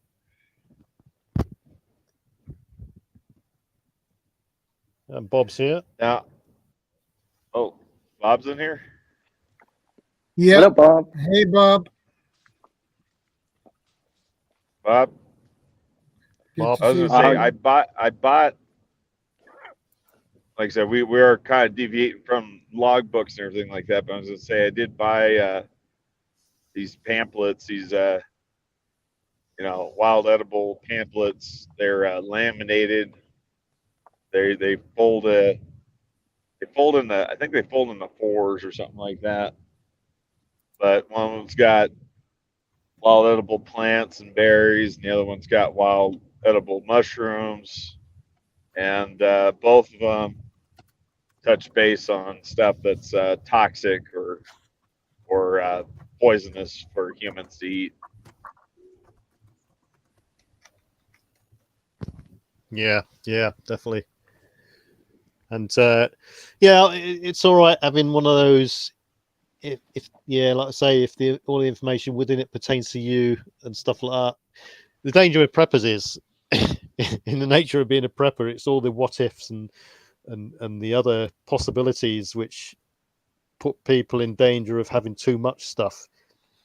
Yeah. You know, because I think you can have too much stuff. You can drift away from the focus point of what you're preparing for, and you think, oh, you know, I'll have that, or I'll just put that in my bag, or I'll just carry this just in case that happens. Before you know it, Yeah. you bug out bags, £300. You need an extra Why ISO do I have container. the kitchen sink? Yeah, you know, you need an extra ISO Why is container this in to my bag now? put all this extra stuff in. So it's got to be. It's up to you, innit? Really. Just fine tune it for your own specific situation, or where it is, exactly. wherever it is in the space that in a vehicle, in your home, on you, in your wallet, you know, just stuff like that. Because if you think about, we just naturally just do it anyways. You know, like you leave a note for someone. I went to the store. I'll be back. You didn't have your phone on you, so I left you a message on the table, kind of deal. Like a day-to-day kind of thing you might do. Yeah. Yeah.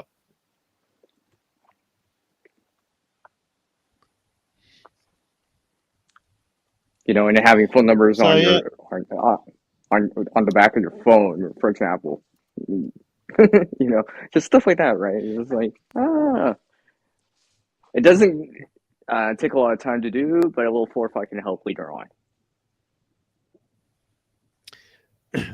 They're good memory joggers as well, to have some sort of journal, because you could write things in miniature for extrapolating into a larger format.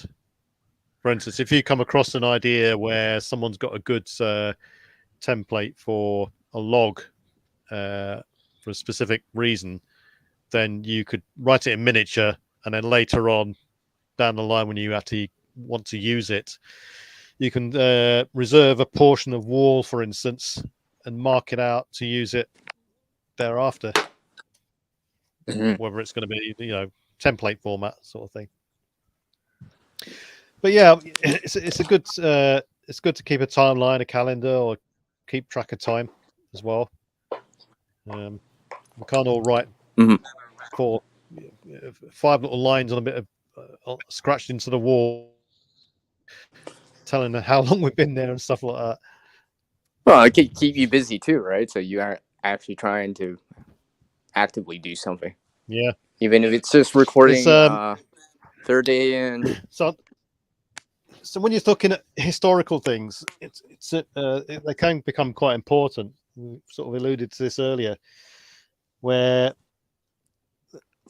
let's say, for instance, back in the 1400s, there's a theory that the Chinese were the first people to circumnavigate the world and explore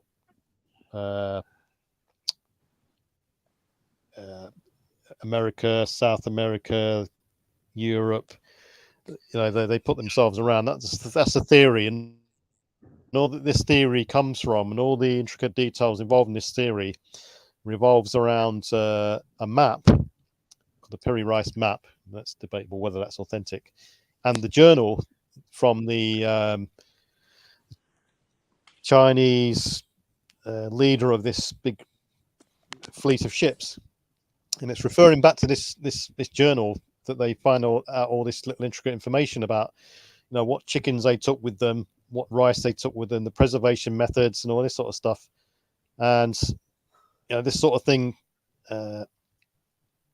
survived all sorts of fires and all sorts of other disasters, and it's now being used as some sort of historical reference point to validate this theory of the Chinese exploration of the world back in 1421. So yeah, that's how important a journal can be. And like Dior said earlier, you know, it can be used as some sort of evidence document. Yeah. Well, I was going to say, I think there was something similar with the Norse Vikings. At least there's belief that I don't know if they circumnavigated, but there's belief that they also navigated down to South America and Central America before. Yeah. before, well before, like I think it was like 200 years even before Christopher Columbus discovered the Americas. Right. Yeah, discovered them. It's laughing at. They discovered them, and someone was already there. Native Americans and stuff. Yeah. Well, I mean, what is it like I think I can't remember where the North Tower was at. I don't know if the North Tower was. I don't remember if that was in like Michigan or if that was in Minnesota. Like there's belief that the Vikings are the ones who actually constructed that. Till this day, it's still a mystery to why it even exists. It's a like complete stone construction tower cobbled together with different kinds of stones and mortar. Right. I've heard about that. Yeah.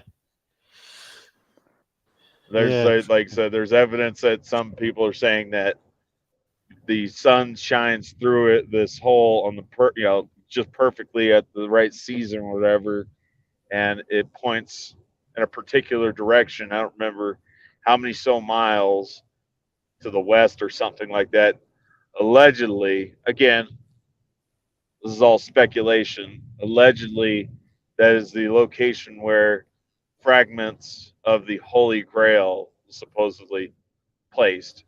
And again, like I said, there's theories that the Knights Templar constructed it, and there's like I said, there's theories that the Vikings, the Norse, the Vikings constructed it as well. Yeah. Course, one of the most famous sources of log and documentation is the Bayeux Tapestry, which documents a complete portion of history and time in history there in the pictorial format. They managed to put it in a tapestry, which is still being used today as some sort of or the Ethiopian Bible. Yeah, hieroglyphics as well. Yeah, it's funny. I think people, different motives for different people. I think, as I say, for me, it's putting down information in a book beforehand, so that I've got a quick reference point for the future when I've got no other access to other information. So you're sort of more or less in isolation, really. Mm-hmm. Or your family's using it, because you're down for some reason, or you're sleeping, you're doing security or something like that, and it's like, oh yes, let's mark this down, so they can read it later. Yeah, exactly. Yeah. Yeah. Can I add a few more things? I gotta go in a little bit here. That's why. And you could even, no worries. You can even extract cutouts and use like a. Go on. Like a template, for example, right? So, yeah. Like a template.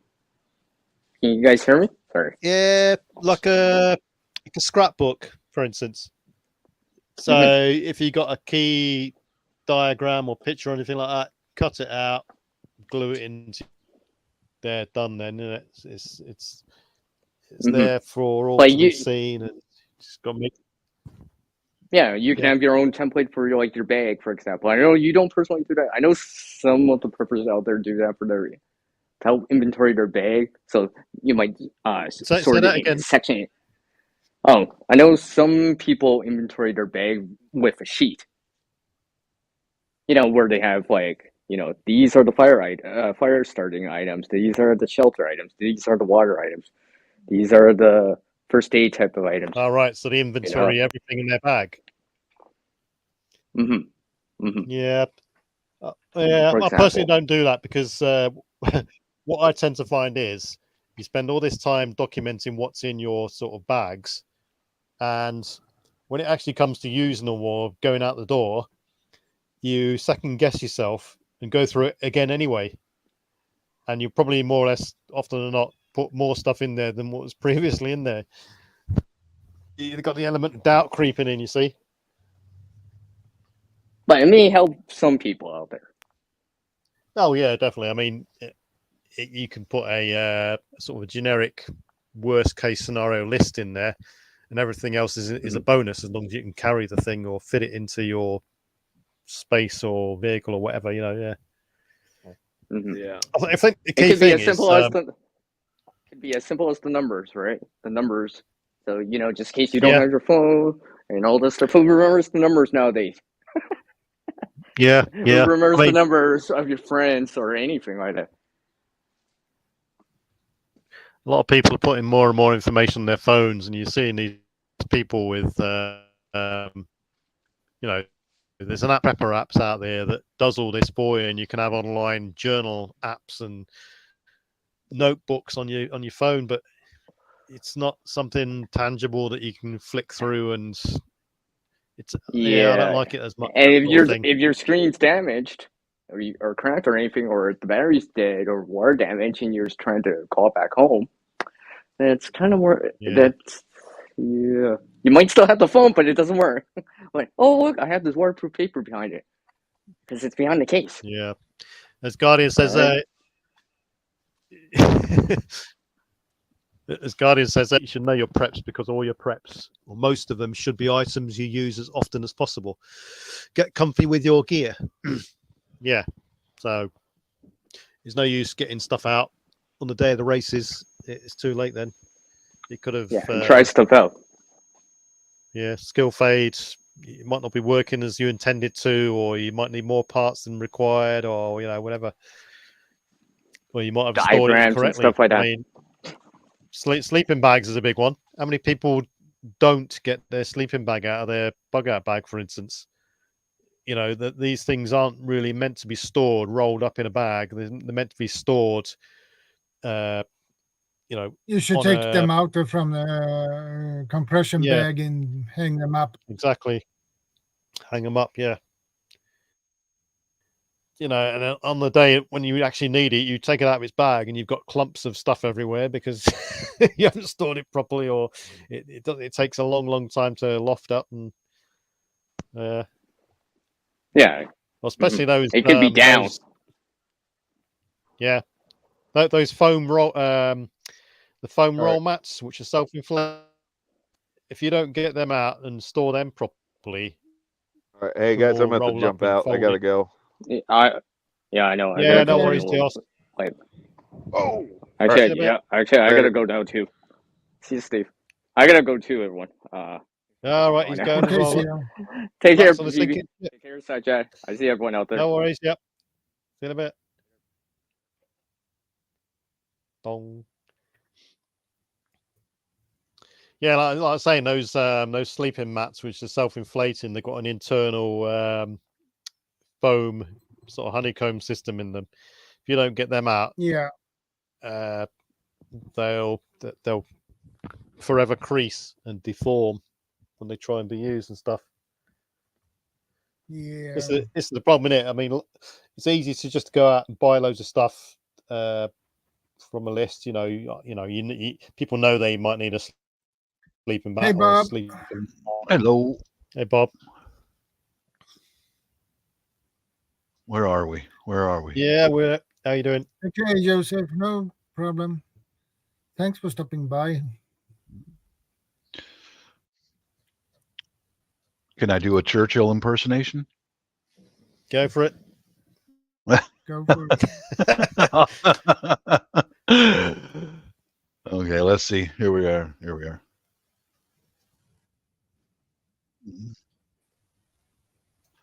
An island or large was subjugated and starving. You're freezing.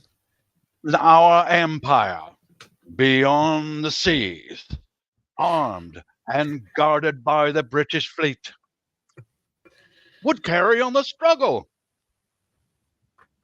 until on God's good time, a new world with all its power and might steps forth to the rescue and the liberation of the old. There we go. That's all I have for today. Thank you very much. Where did that come from? Oh, that movie, The Darkest Hour, and Churchill's speech that finally united all of the House of Commons and Lords, and we're going to go to war. We're going to fight the Germans no matter what. We're going to fight, and that's what swayed them. All right, arm yourselves. We're going. Tell you what. Yeah. Great. Winston, where the hell I'll tell are you you what's, now? We need you. Yeah, you have to go What's to really his grave funny and wake him up. So what's really funny is a clip that goes around the internet over and over again, and it's off of some film, and it's Hitler in his bunker, and he rants and raves, and people just put their own sort of words on top of it, relating to all sorts of stuff. It's absolutely hilarious. I'll have to find it and put a link in there.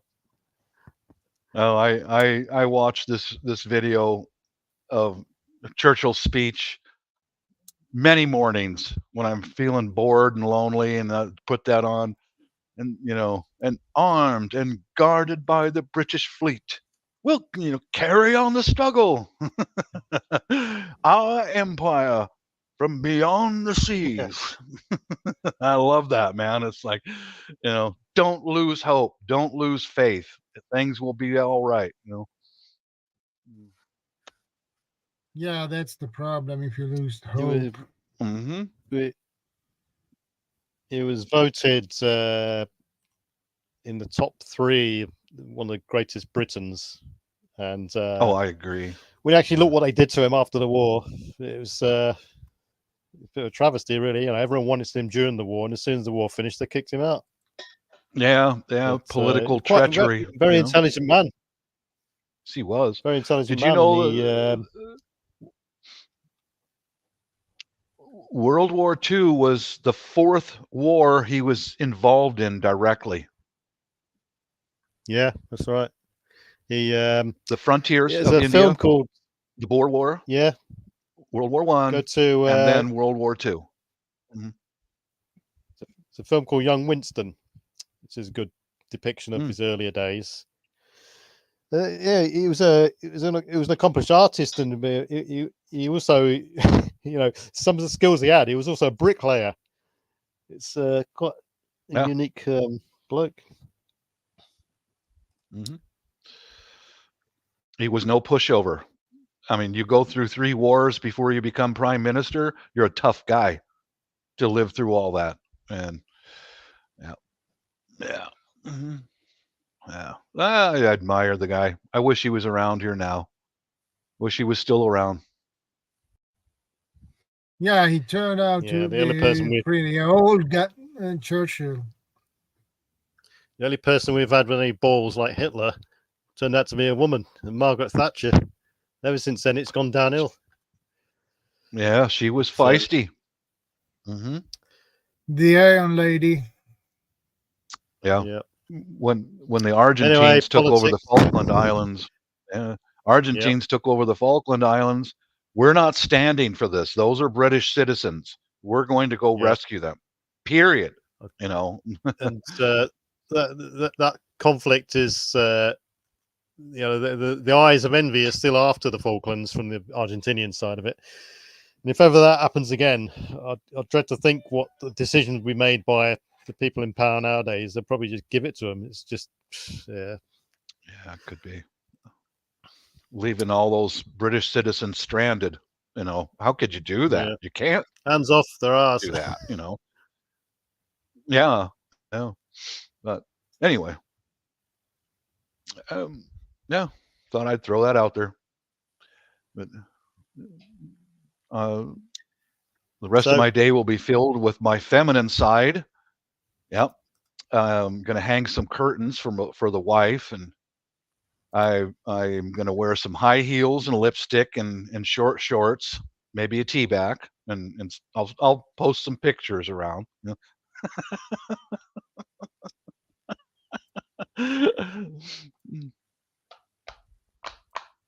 Anyway, what's the topic here, guys? What the hell's going on? Journals, logbooks to keep, like a prepper journal or prepper notebook. So reasons to have them, what put in them, types, and all this sort of stuff. Mm-hmm. So I was have saying one. earlier, I have one right here. Yeah, it's right here. So go on and talk us through yours. What do you put in there and all this sort of stuff? Well, yeah, here's my journal. It's sitting right next to me. When I see something that I want, there's a shopping list in here. And also, like during 2020, during the riots, and they cut power to our place, and I was sitting there alone with my daughter, taking care of her in the house, and I would write down things that will make the next event easier. Things like a shopping list, Yeah, That's my journal. Exactly what I do. Yeah, exactly. Mhm. Stuff. I just I put a link in there of the Hitler thing, and Prepper for the Ages has put one in there as well. It's the same sort of channel, and it's the Hitler. The rants and raves. It's been copied so many times over for different subjects. Everything from Chuck Norris doing things to Chuck Norris. Hitler's He goes rants. into a big rant. It's absolutely Right. it's so golden. You got to watch them. It's hilarious. Oh God. Hitler is informed Biden and Trump clinched 2021. Oh my God. This should be good. Let's see. The one that the Prepper for the Ages has put down is Hitler's rants over cupcakes. Watch that later. I'm gonna watch this later. I guarantee you I will. You will laugh your butt off, probably, Bob. Oh, probably. It is good. I've got a bent sense of humor anyway, so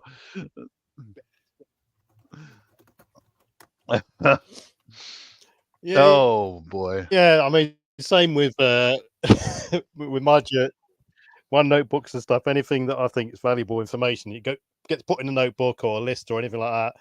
Pictures and stuff, and it's there then.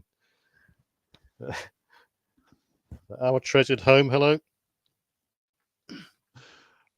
Can I tell you briefly about my morning? Saturday morning is I've got a Filipina friend, Maria. She puts on a live chat every Saturday morning just before Shadows. Maria has been a friend of mine for a long time, and I got an Australian friend over there, Maria Rosario de la Pena. And which channel is this? Our treasured today. Home.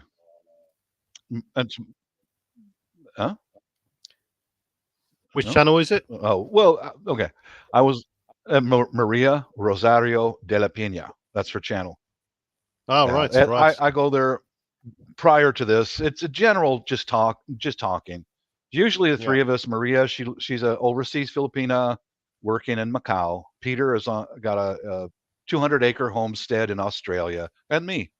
We're all around the same age. We like to joke and banter, but today, oh my God, I'm kind of in with the Filipino community.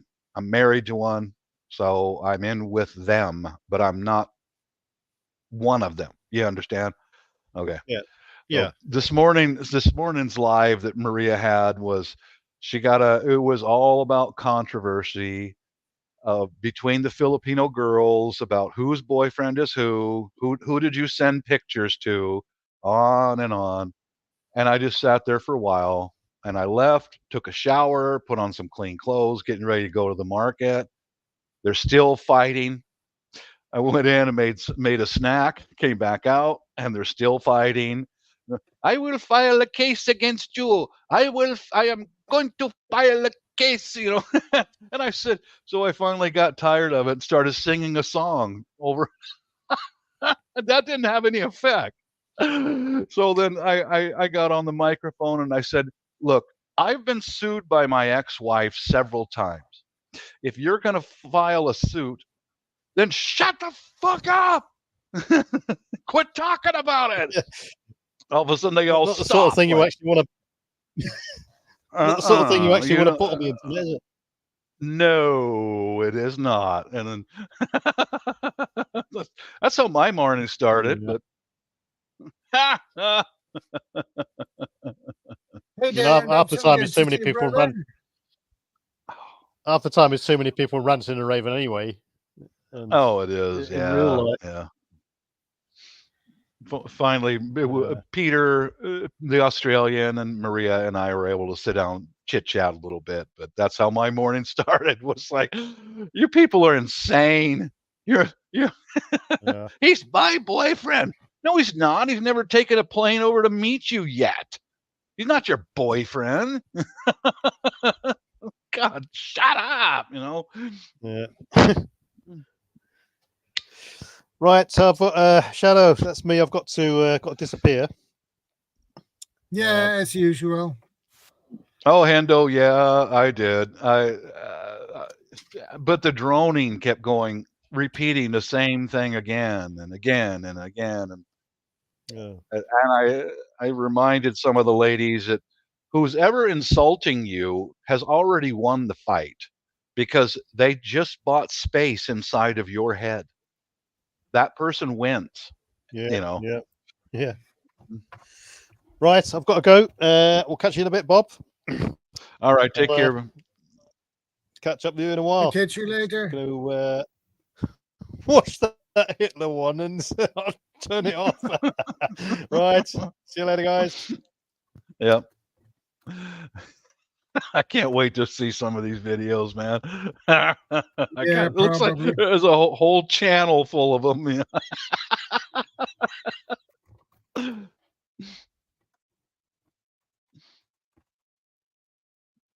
Welcome back, Idaho Garden Girl. Oh.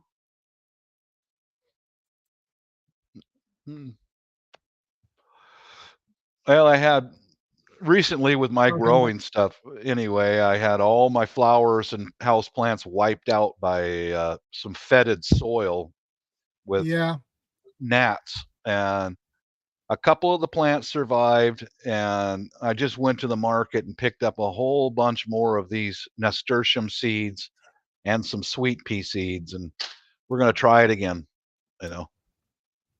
Let's Hello, hope that Idaho. works better then. It should. I'm cooking all of that soil. I'm cooking it, getting it over 200 degrees. And if there's any larvae or eggs in there, they're dead, you know. Yeah. But I'll be getting in touch with my feminine side and hanging up curtains. My wife ordered some on Amazon, and she was so excited. Hey, good to see they you. arrived last night, and I said, "Okay, how do you want these, hon?" Blah blah blah blah blah. Some colors. All right. She's only like this tall, so how do you think she's going to be able to reach a curtain rod? So I'm going to have to do this by myself, you know. Yeah.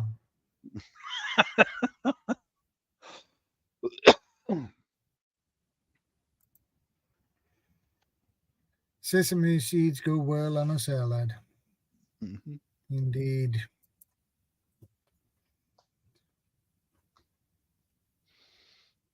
Yeah. McBean is in the house too. Hello, McBean. Darren Dobson. Idaho, I'm still disappointed in you, Mrs. Idaho. You never did pick out an Indonesian wedding gown. I'm just disappointed in you. I thought you'd look freaking hot in an Indonesian wedding gown. But she never did.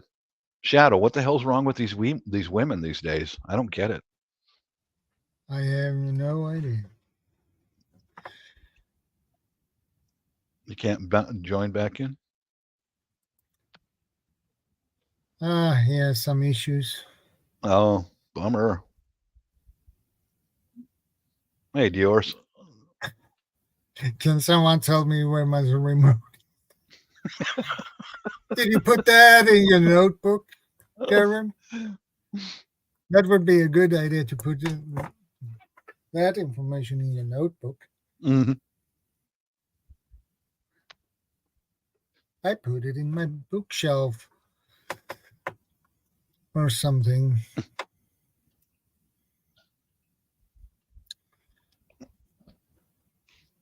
Oh boy.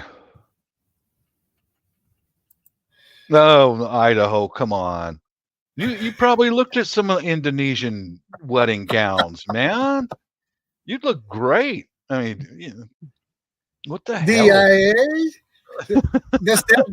Does that stands for Darren Intelligence Agency or what?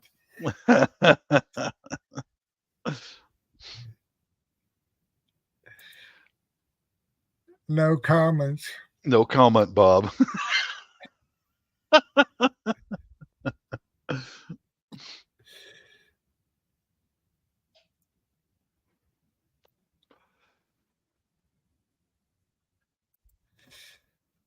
In other news, I'm currently writing in an online magazine. And that's cool. Right on, Diggs.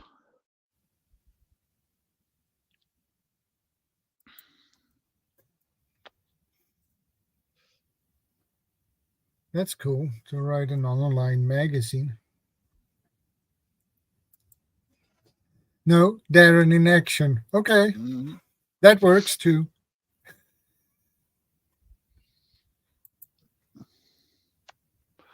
Well, I thought I'd bounce in and say something stupid like I just did. A couple things, but I'm proud of my Winston Churchill impersonation. I worked hard on that.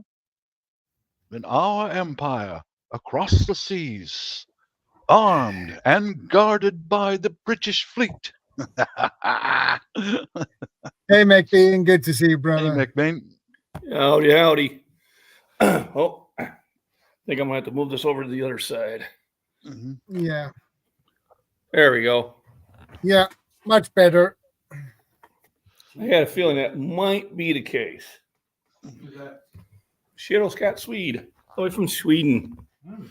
Yeah, the one and only. The one and only. There's no need to fear. Underdog is here. Nope. I think I'm going to go outside. It's actually quite pleasant out. It's a balmy 55 degrees. Yeah, we just now reached 48 here in Seattle. Ah. Oh, there you go. I think it stopped raining for a moment. Rain in Seattle? Who'd have thought? It must be that. Who? Yeah. Say it ain't so. It can't be true. Must be climate change. Throw money probably at it. Throw money at it. Throw money at it. Yeah.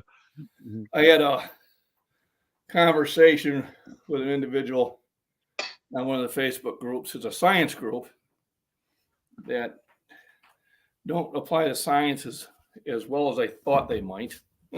Oh, shit. Well, that sucked. Rule number 1, don't pick up cat when it comes out of the field and put them on your clean pants. Oh, boy. So it might wipe off.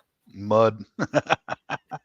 or I'm going to be putting another pair of pants on here real quick. You think I would have known that. But anyway, they were talking about climate change and the percentage of CO2 in the atmosphere. And he was wanting me to provide links. And I said, listen, take the 30 seconds and do a little research. It may mean more to you, And he finally did. I think it was a he. I don't want to misgender anybody, but after about 10 minutes of going back and forth, he ceased arguing with me.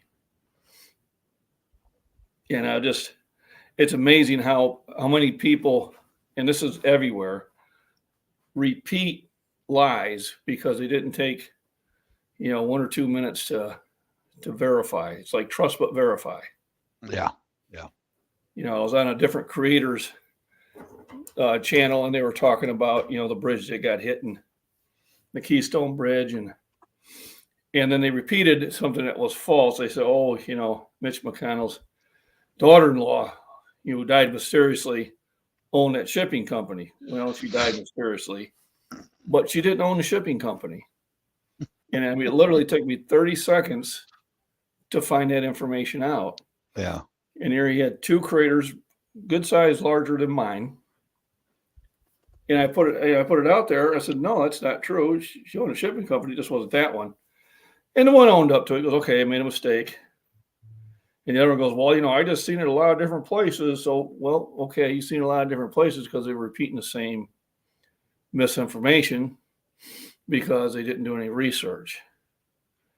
And I remember I got busted one time, probably about 15 years ago, from my cousin for sharing something that wasn't true. It wasn't, mind-boggling, but, I shared that McDonald's hamburgers were made out of worm meat because I seen it.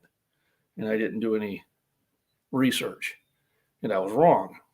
So I try not to do that again. I think the problem is we get information and it sounds like it curtails with what we want to believe. And so we just take it as because it kind of goes right along with what we feel should be. I agree. And we need to do a better job at it, myself included. So at least I hope he learned something. I don't know. But I see that too often, and it's not just with the younger generation. I see even people in my generation repeating things they heard that just logically don't make sense. Yeah. The one is, well, so-and-so spent $500 million on his presidential campaign and dropped out. This was a New York millionaire. And, we have 325 million people here. He could have gave everybody $1 million.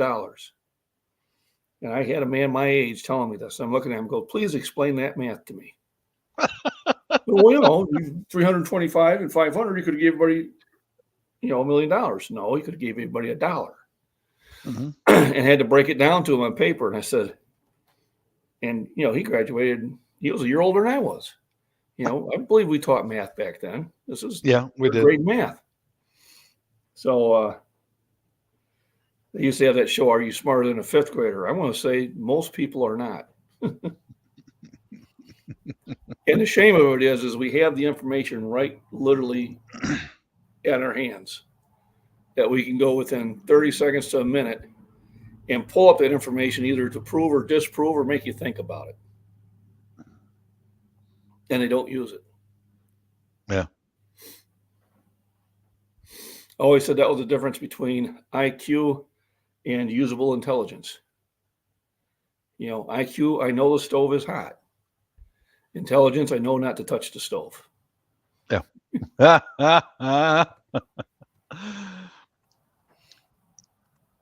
So for most of us, about that's easy. That's an easy one for most of us. Yeah. You would think. Mm-hmm. I used to joke like that at work. I'd say, fire hot, fire bad. Yeah.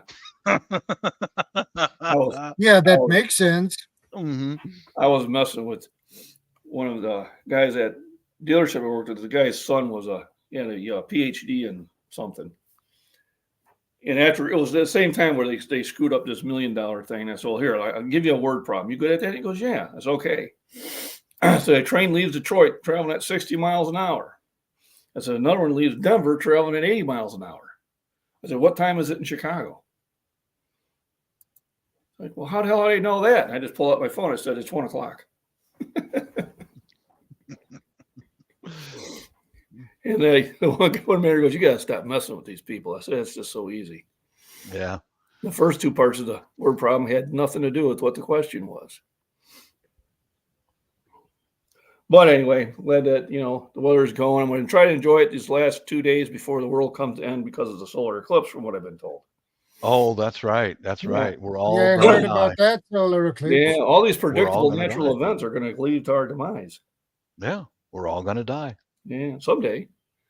I hope it ain't Monday. I don't think anybody will die when a solar eclipse. I don't think so.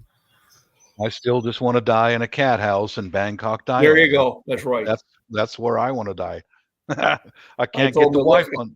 The look on my face, I want to be people go wipe that damn smirk off his face because it's going to be. Where did your dad die? Yeah, he died happy. He died in Mom was there. Yeah, he died in a brothel in Bangkok. Oh, I want to be that guy. There you go. Yeah, I figured But I think I'm going to do a video on that Monday about, we have all this information instantly available at our fingertips and we don't use it. And, That's a fact.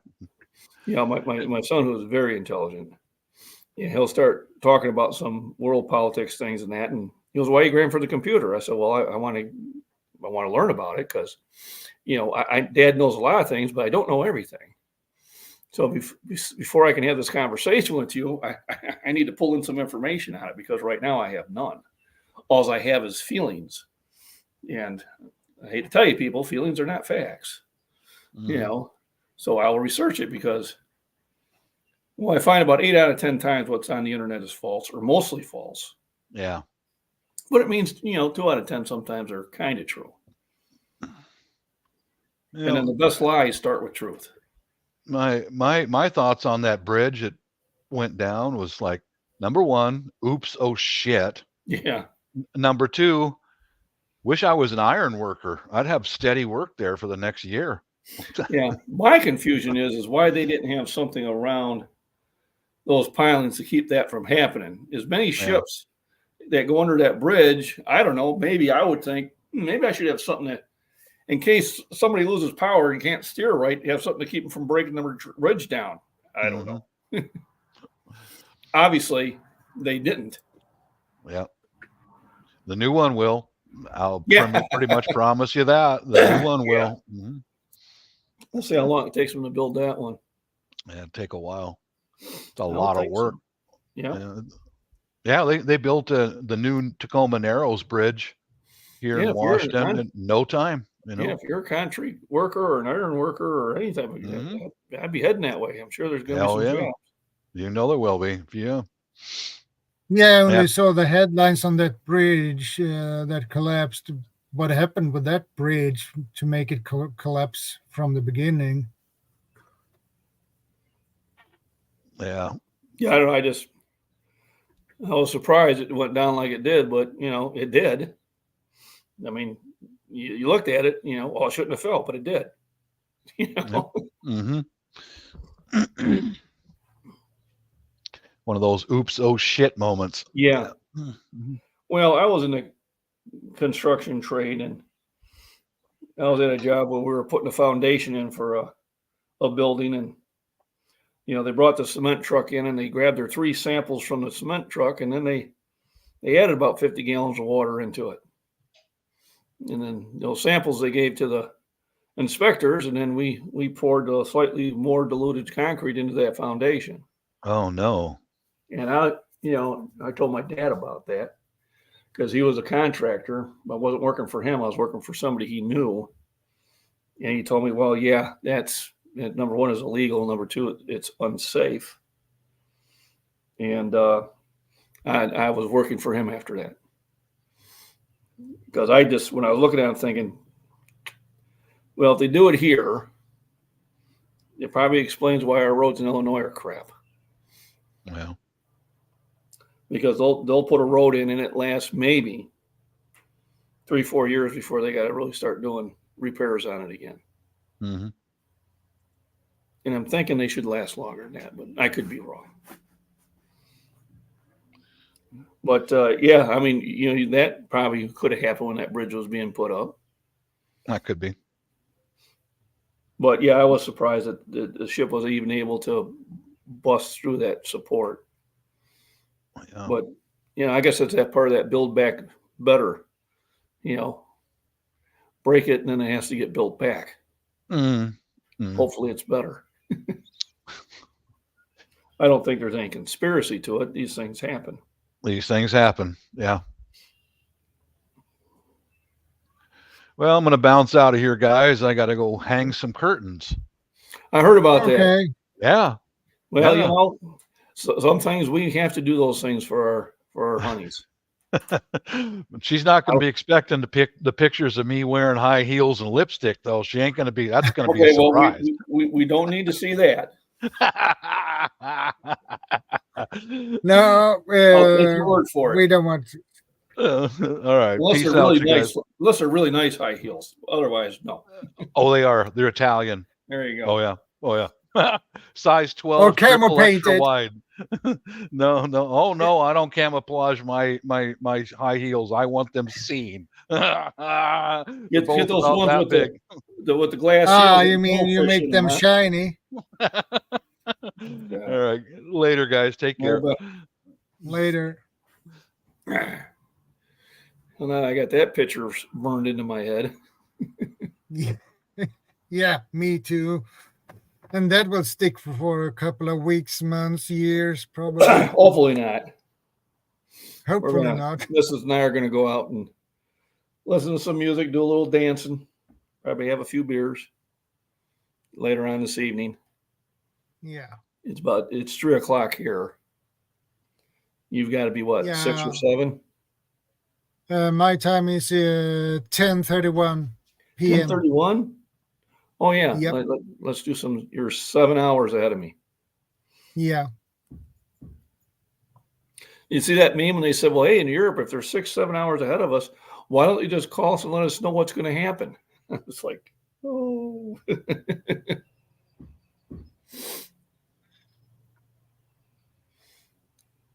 I tell you, I was kind of exploring some of these other groups, and just what some people take out as facts are just scary sometimes.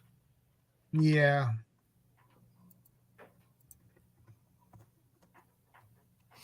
I think life was probably easier back in the day because we were so busy surviving that we didn't have time to wander down these deviant trails.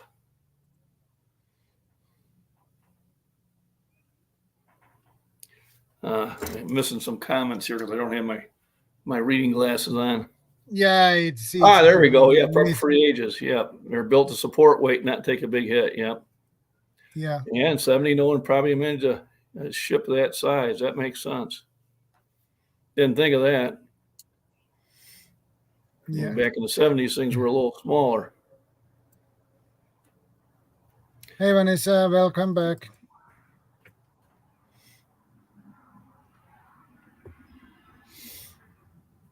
So otherwise, it's a nice day. It's supposed to be almost 70 degrees on Monday during the eclipse. Yeah, we will be on the plus side next week. And it's the full effect is probably going to be about, I'd say about 120 miles south of me. So we're not going to be in darkness.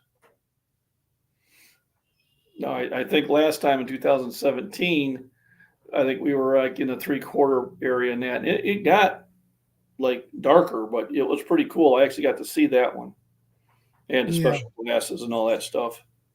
But it wasn't a total eclipse where I was at. But it's kind of neat seeing these natural events.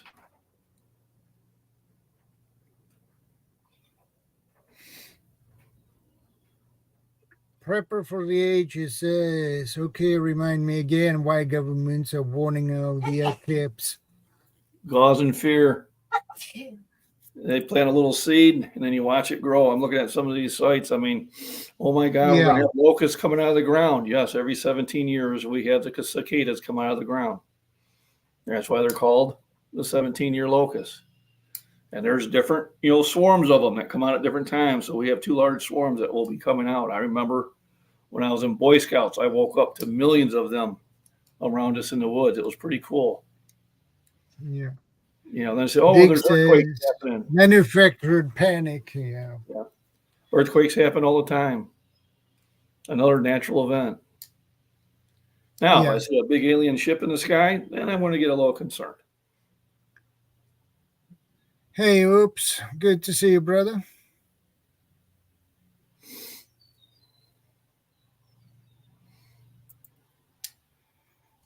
Nah, I need to get back here. Yeah, do not look at that eclipse. Yes, that's why we have glass. We have special glasses for that. Yeah, absolutely. You'll go blind. You'll go blind doing that. Literally. Yeah. Go blind.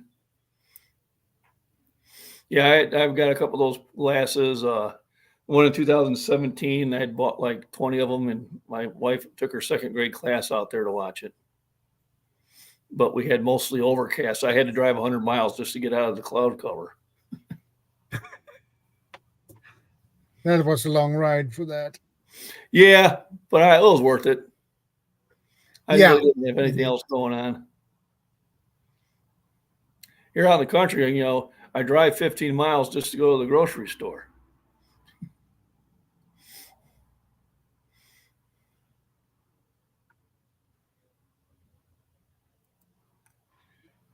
There will be a number of people who Yeah, get they will. the eye damage. Because they won't listen. There are always people who won't listen. They seem to grow in numbers every year.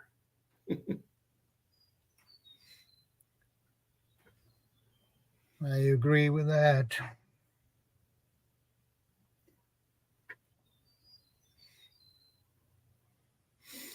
But they say personal experience is the best teacher. They won't go blind twice. That's true. There you go. Cool. That's cool.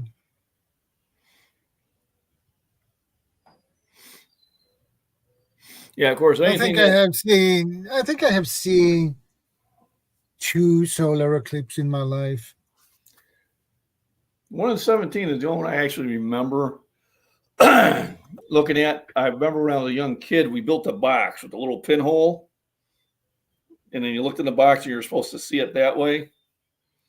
But I don't think it worked very well. But the glasses were a better way of doing it.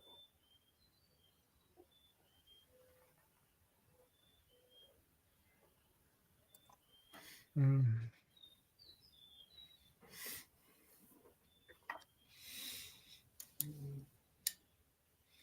Otherwise, it's been a slow news day, so I wonder how long that'll last. Yeah.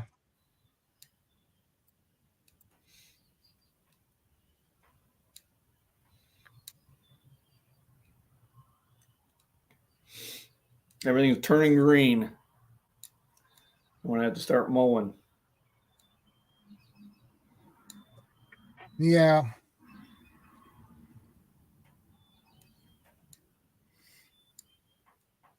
I believe the grass must have grown pretty much lately.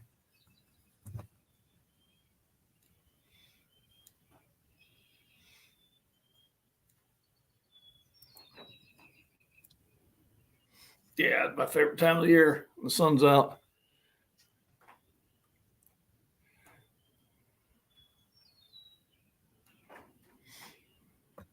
Yeah, Tennessee. And if my lawn wasn't so wet, I'd probably be mowing today. But right now, I still got standing water.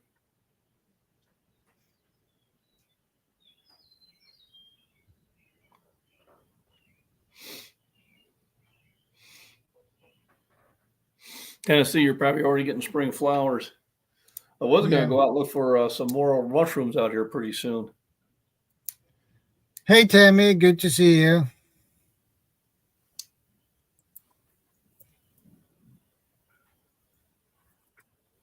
Oh, yeah, there'll be some traffic issues. A lot of the parks will be overcrowded and all that stuff like that. Yeah. Yeah, I'll probably be mowing on Monday. There's no rain today, no rain tomorrow. Monday, no rain. That yard should be That is a good day for mowing your. well Monday morning. Then I got to go to work in the afternoon. Yeah.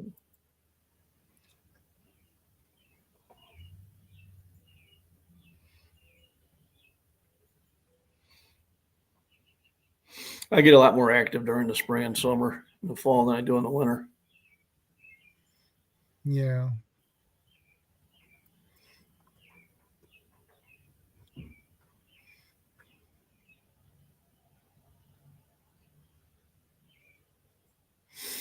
Well, I think the path to across the entire nation, the width of it, I think the width of total darkness is what? maybe 50 miles or more. Suppose I could look that up. How wide of a path during the eclipse?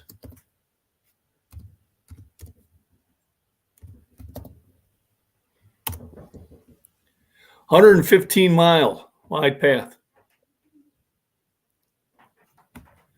So 115 miles. That's a long distance.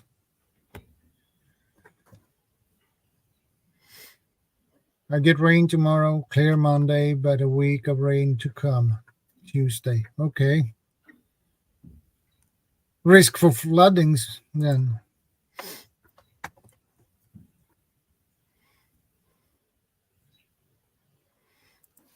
Yeah, there you go. Now Fort Worth to here is 18. Yes, I mean it's a considerably long path, but it's 115 miles wide.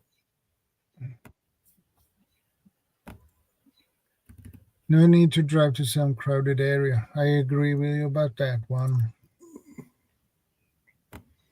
Yeah, I try to avoid that. The only time I go into Chicago is to fly out of O'Hare Airport. Otherwise, I got no desire to be there. And I went to college there.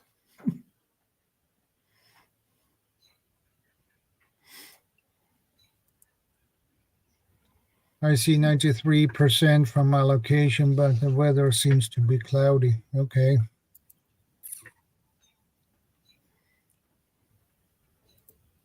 And it seems to be cloudy in Pennsylvania. Yeah, it's supposed to be only partly cloudy here, so but I think we're only going to be like 80% here.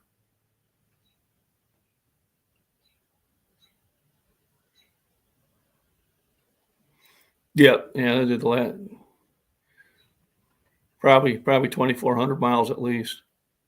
Yeah.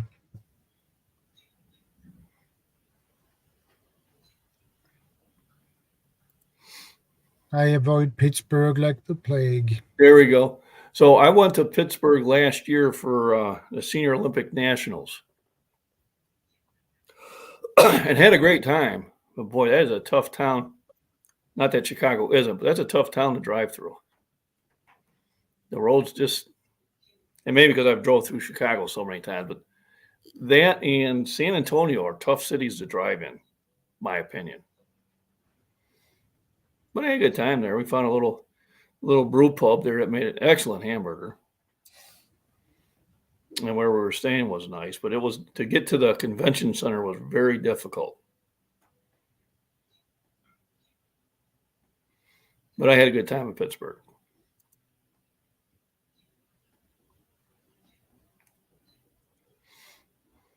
I was in Columbus this year for the Arnolds. That one's a little easier. That one made sense. The roads are mostly, north, south, east, west.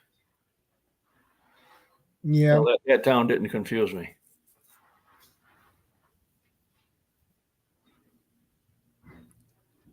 Yeah, there you go. Delivered in Pittsburgh for 6 years. Yep, you would know.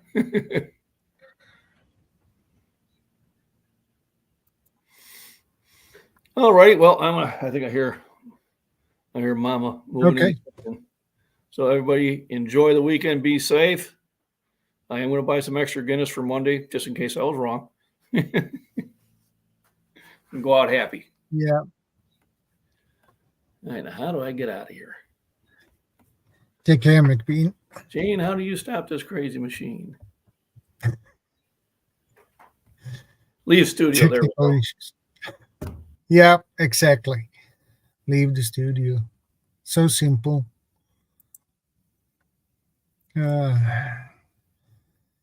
I have to go to a ranch in the path in Arkansas on Monday, so I guess I'll see the eclipse in full effect while tending animals. Okay, that will be something. Take care, McBean. Stay safe.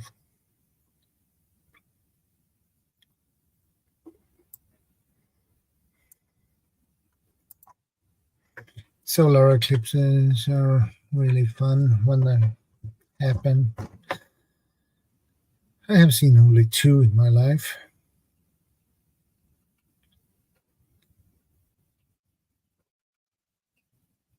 But it was years ago.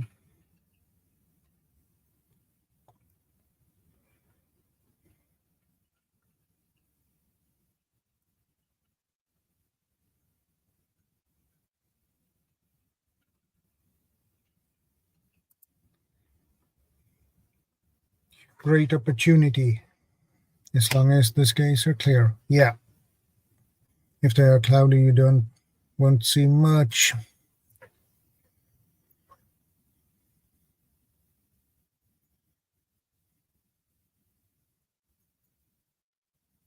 I have seen what they call moon eclipse. That is pretty cool too.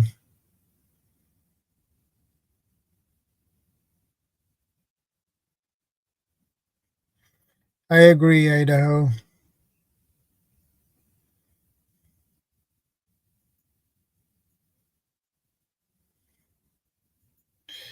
I have heard some other conspiracy theories about the eclipse. All I can say is, wow. Yeah, I agree with you about that, Diggs. I agree with you.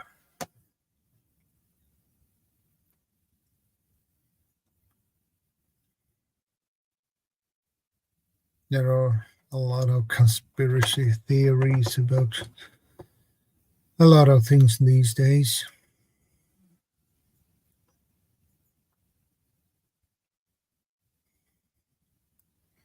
Solar eclipses are a natural phenomenon.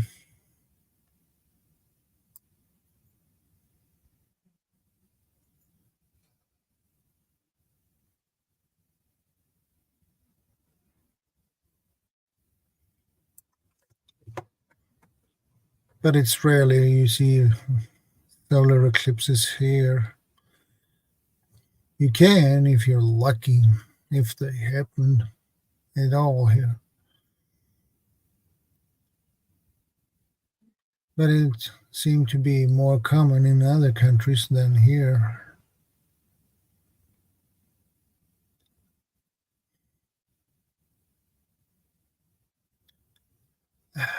Diggs, I agree with you about that one.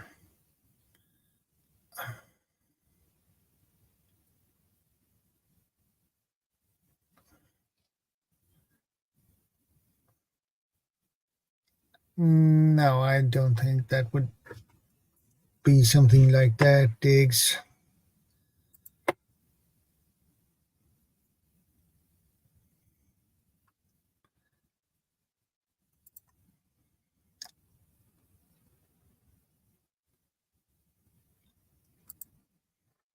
It's kind of interesting to see the chickens go back into the coop or to roost as if nighttime is approaching. Yeah. So they do that.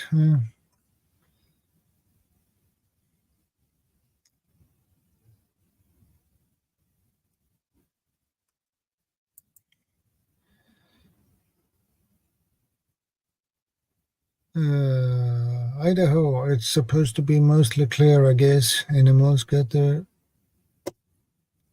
be rooted, and they don't care what weather does.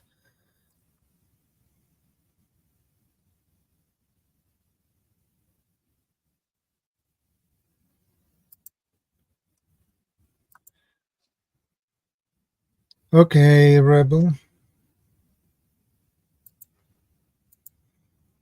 For some reason, I can't see any new comments in the chat except mine. Weird. It happened to me sometimes too.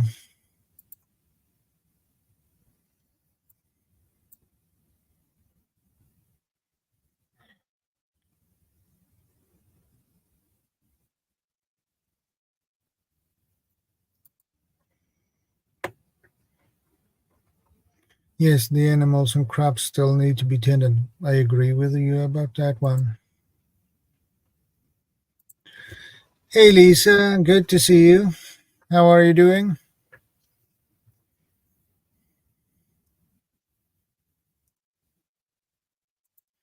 Yeah, I agree with you about that, Tammy. Hey, dear love survival. Good to see you, brother.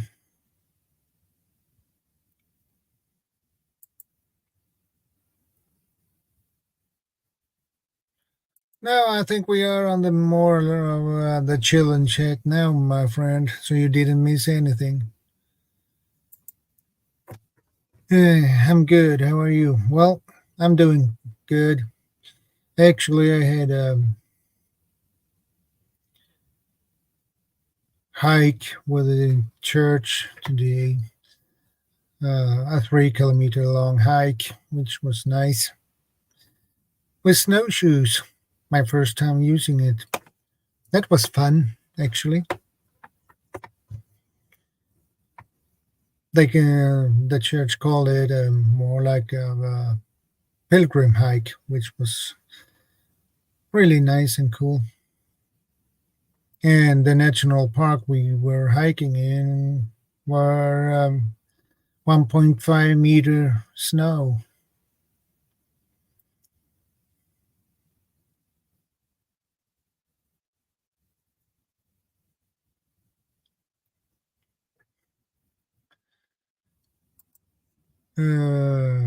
Be right back. Have to ask some questions here to figure out what's going on with dinner.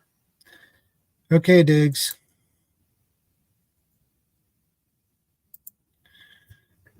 With snowshoes, now that's a workout. Yeah, that was not that bad, but it was fun. And I thought it would be more complicated to walk with them, but I had no problems.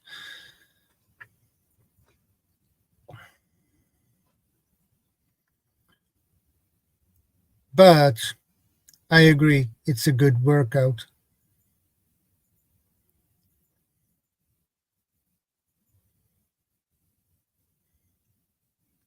And I actually have had in mind to buy me snowshoes, a couple of them. I only need a pair.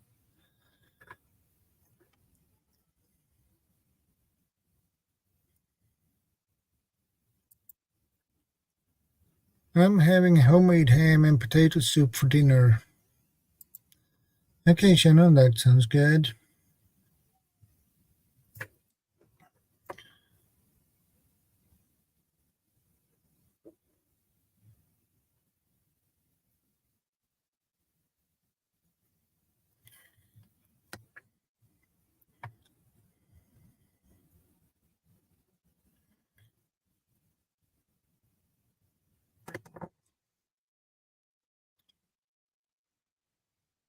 Uh, the snowshoes I had was really easy to put on, which I like. Um,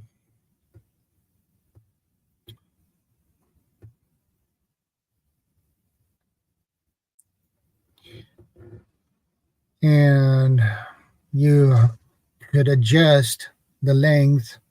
It depends on your what size you had on your foot, so you could change it and adjust it after your foot so it fit well. That was really nice.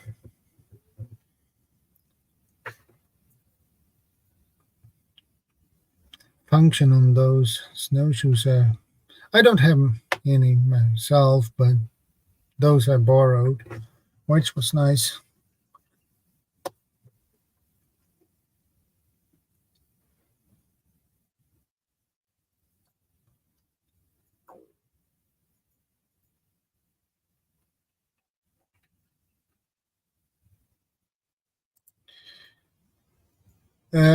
Those I used had not aluminum frames.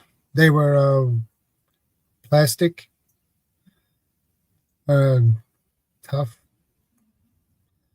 robust plastic frame.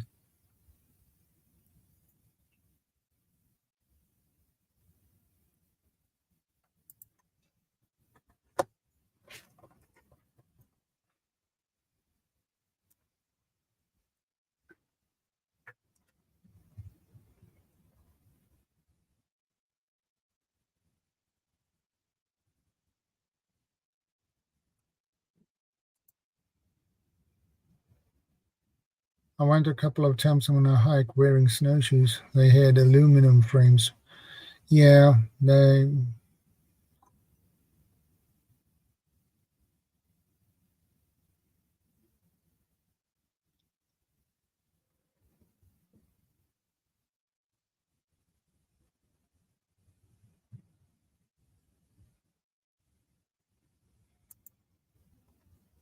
there are so many different models in snowshoes.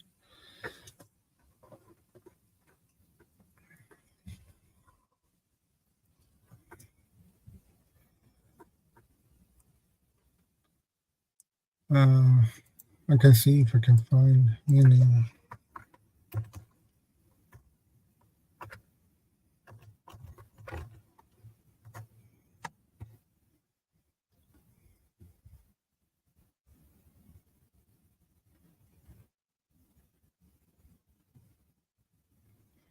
If I can find.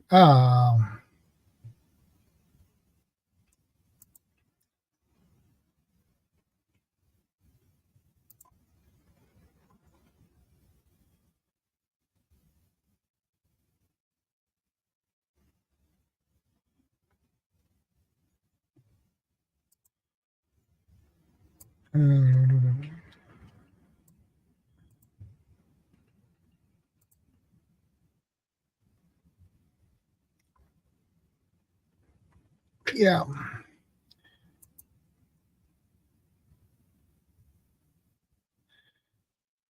I'm gonna show not that one.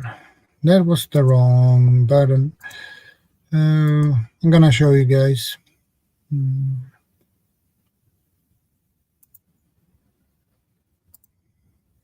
The ones I used was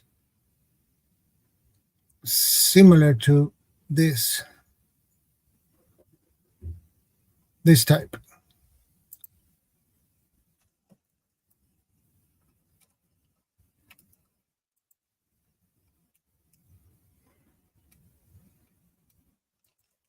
Similar, but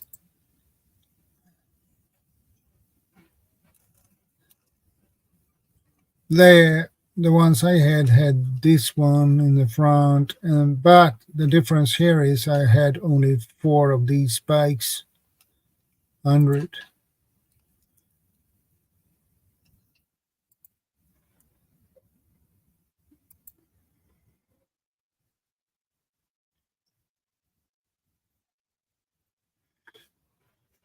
So,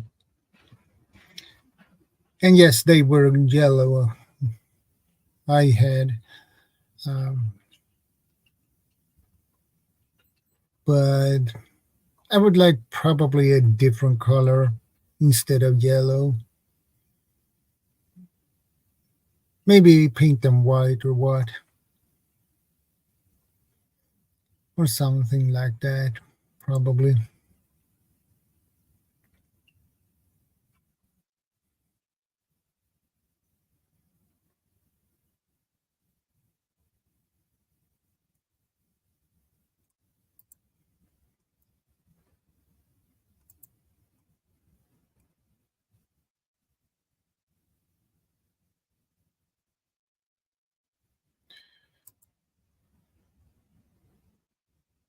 I have no idea, Diggs. I don't think so.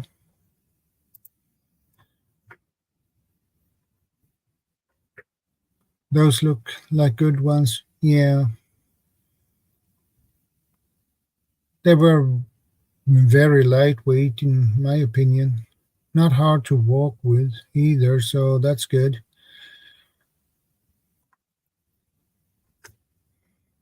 So now I had in mind I need to buy a pair of those. Well, snowshoes in general, and see if I can.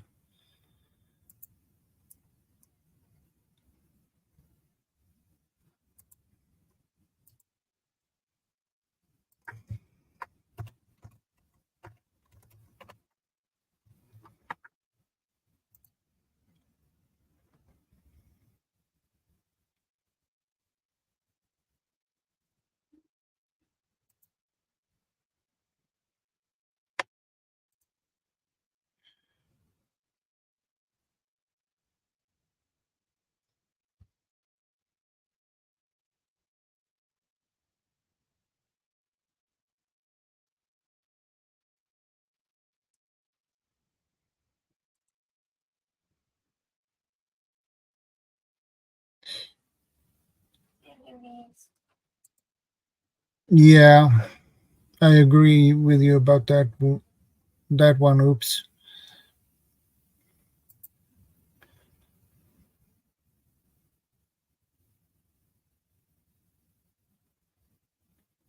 I never heard about yak tracks before. Digs. Ah, yak tracks.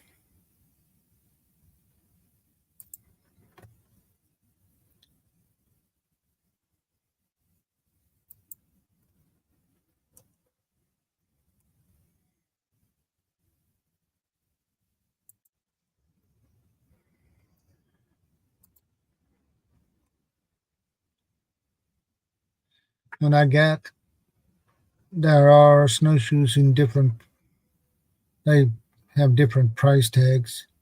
And I got the advice not to buy snowshoes under 100, but I don't know, 1,000, because they will not last that long.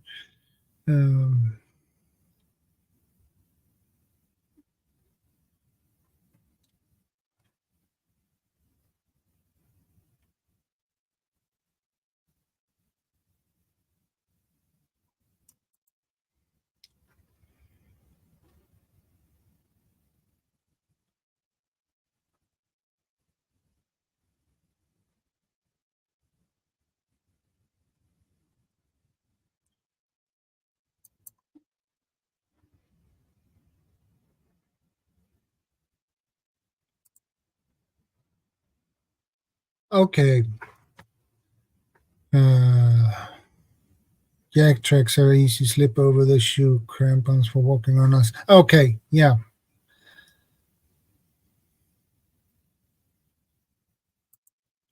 Okay, prepared for the ages. No problem. You have to walk the dog. A dog cannot wait. I'm gonna check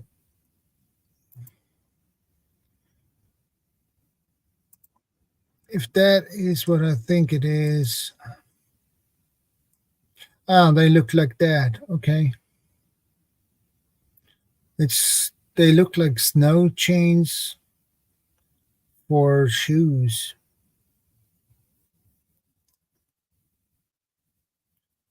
I haven't seen those before, so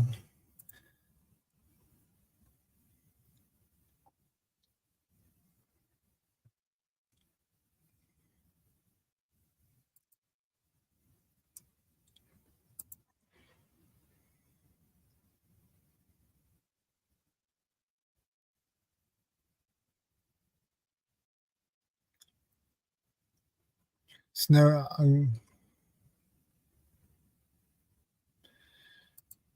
Well, actually,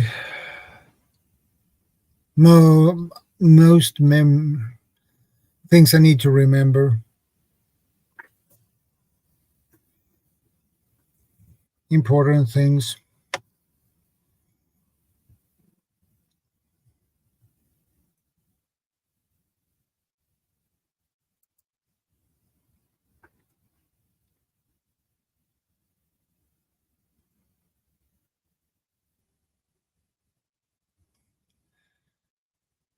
I went, and Tammy says, I went out, cleared YouTube, and came back in, and I can only see my own comments. So if anyone is talking, sorry. That's weird, Tammy. That's weird. Hey, Shawnee. Good to see you.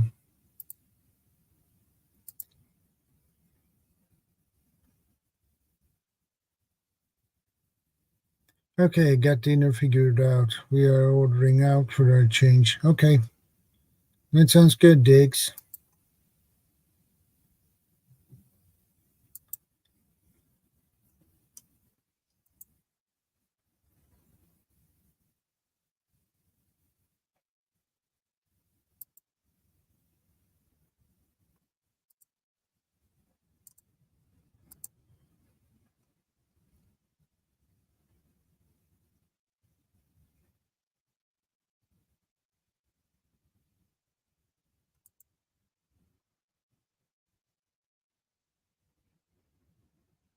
Let's see if I can.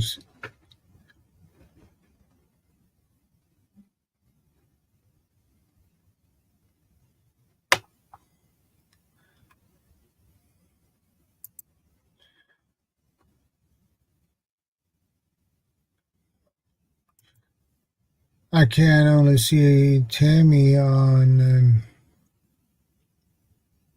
the StreamYard side, but not the YouTube side.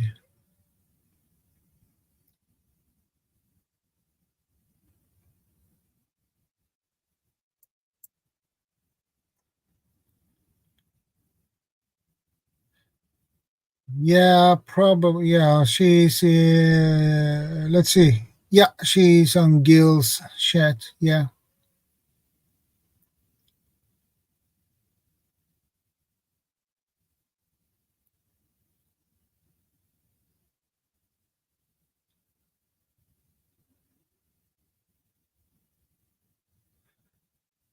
What the last thing I written down?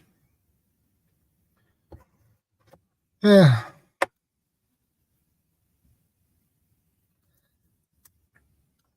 That is the last thing I've written down at the moment.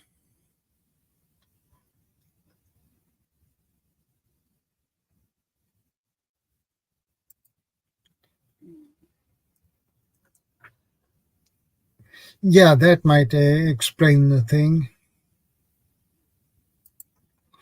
Yeah, Gil, he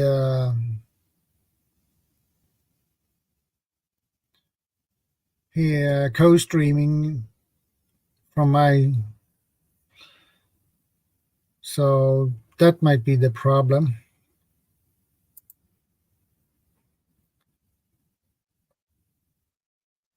I can't shop without a shopping list. I usually do that sometimes, especially if I come back home from work and too tired, and I usually um, make a shopping list on it.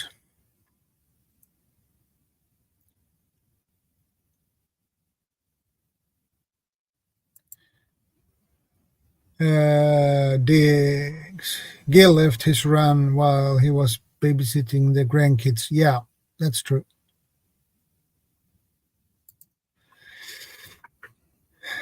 Tammy says, thanks, Dig. Sorry, blunt moment. I'm in the correct chat now. Yeah, you are.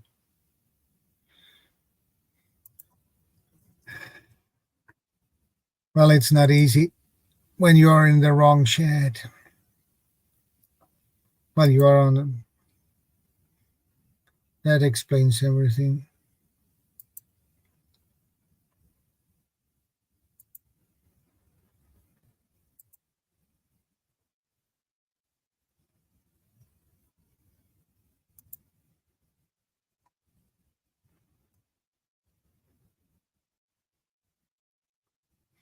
Yeah, right. Tammy, now you are in the correct chat.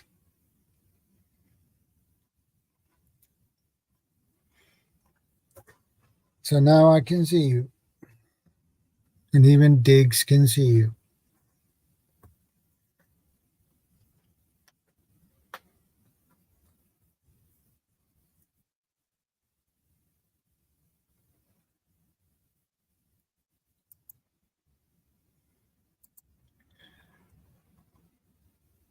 I was in 3 channels chats a few moments ago. Yeah, that's a lot of chats, my friend.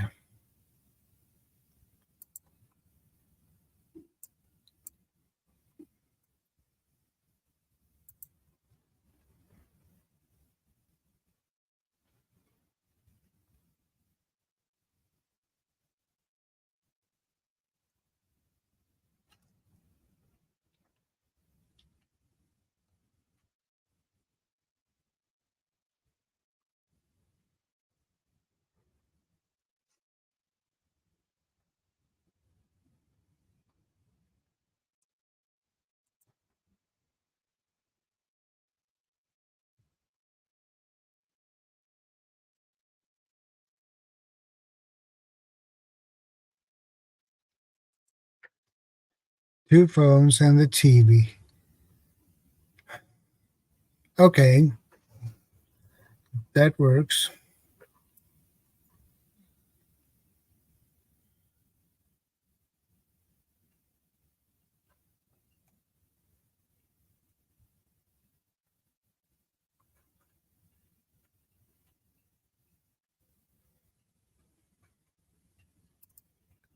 Channel multitasks. Yeah, she does. Cold and rainy and depressing this week. Well, it will be better, Tammy.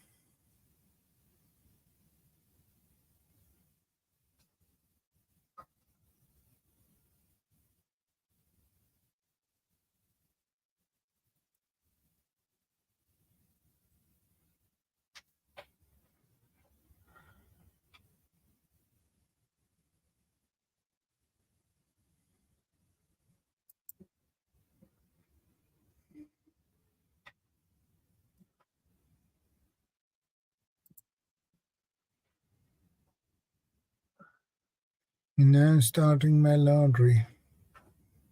Yeah, I did my laundry today.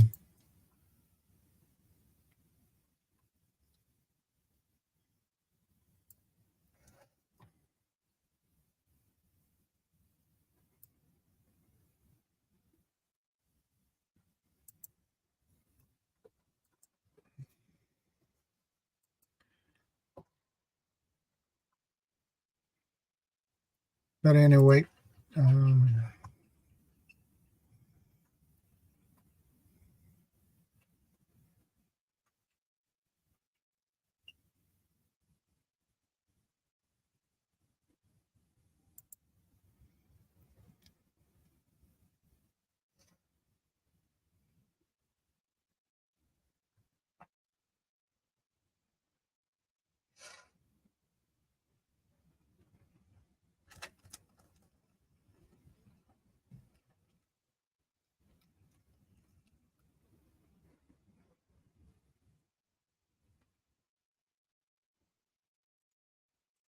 okay, it's not that.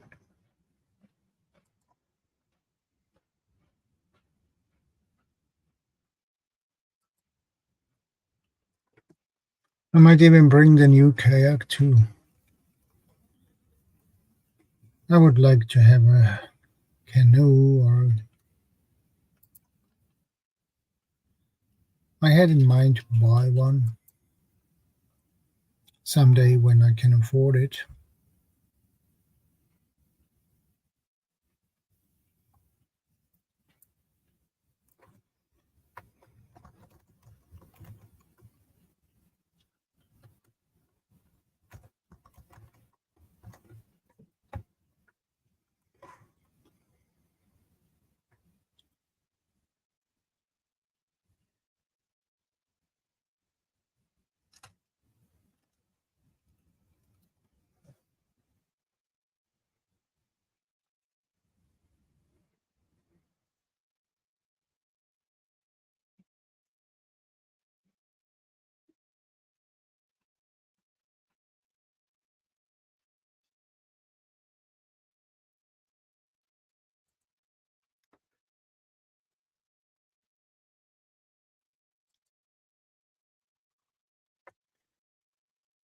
I'm getting a sit-down pedal kayak. Okay, that's cool.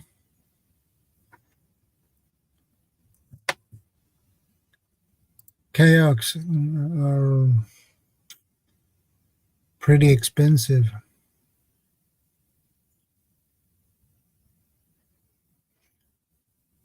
But it depends on the model and what you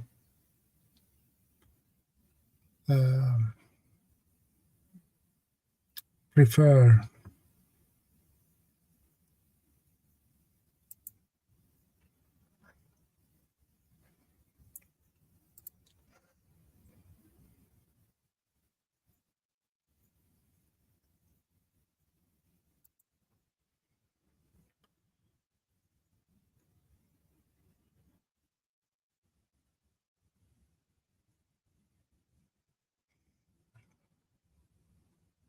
I would like to have one in a metal,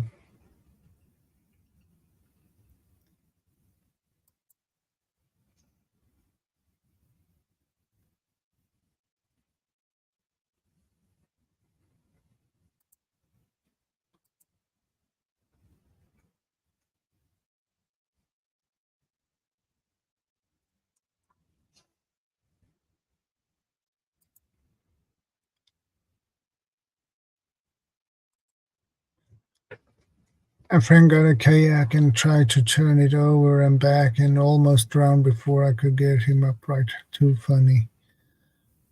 Well, that needs some practice.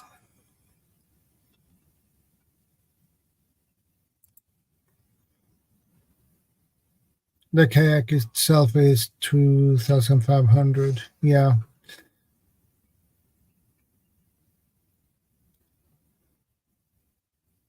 Okay. I'm getting to 4 competitive kayak bass fishing tournaments. That sounds cool.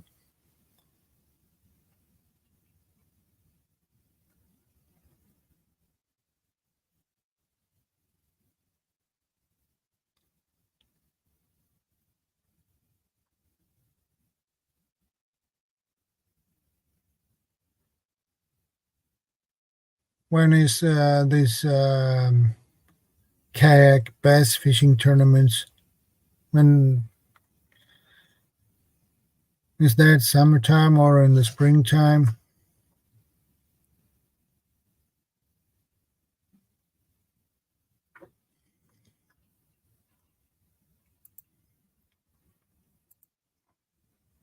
Yeah, it takes a lot of practice.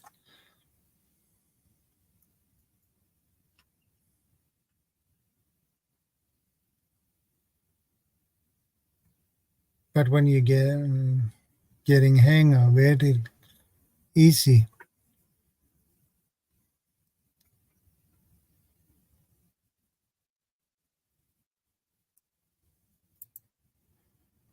Need me to come up and explain? Please do. My brother and my sister built sit-on tiny pedal boats from scrap. My brother had a knack for making something from nothing. My sister still has hers. Okay, that's cool.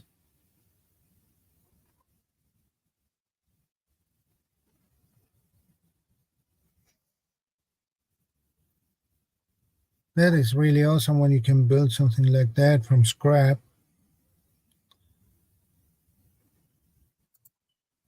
And make it work.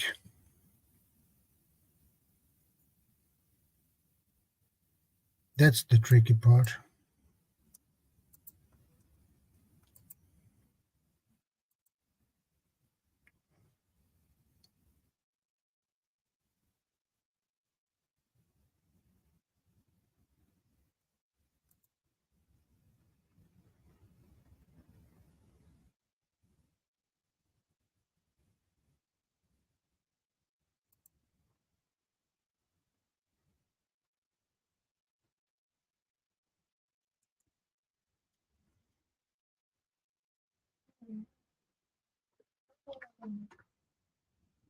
And besides, a canoe or a kayak is a good item to have, actually. That gives you a lot more options.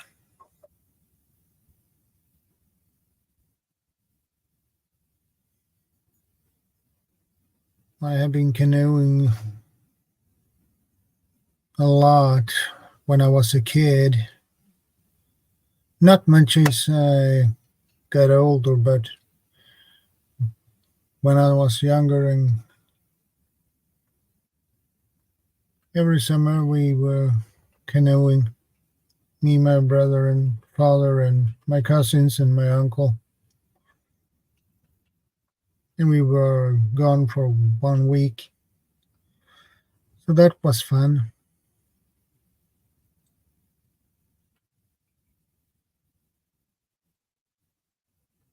And I like canoeing, actually. It's quiet.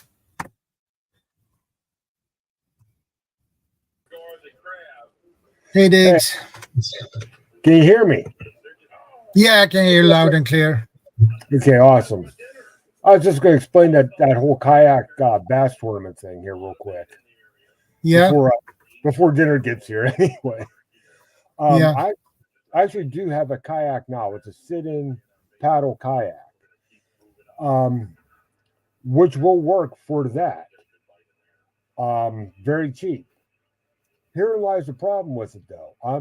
I'll be going in at a massive disadvantage. Yeah. Because if you're paddling, you're not fishing. And when you enter these tournaments, you only have 8 hours.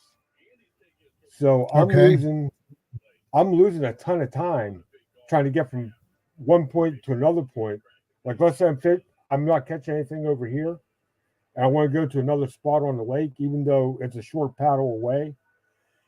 As soon as I have to put down the fishing rod to paddle over because you can't troll. Trolling is so every time I grab that paddle, I'm losing fishing time. So that's why I'm getting this, because I can just, once I get the kayak moving and get pointed in the direction I want, I can actually drop the controls, pedal, and fish on the way there. That's awesome. So I'm not losing any time. And that's the one thing I found with these tournaments. It's a lot about time management. And in order to get some of the results that you want, the sit and paddle kayak isn't really the way to go unless you get on them from the get-go. But if you don't get on it, you have to move around to try to get these things caught. Yeah.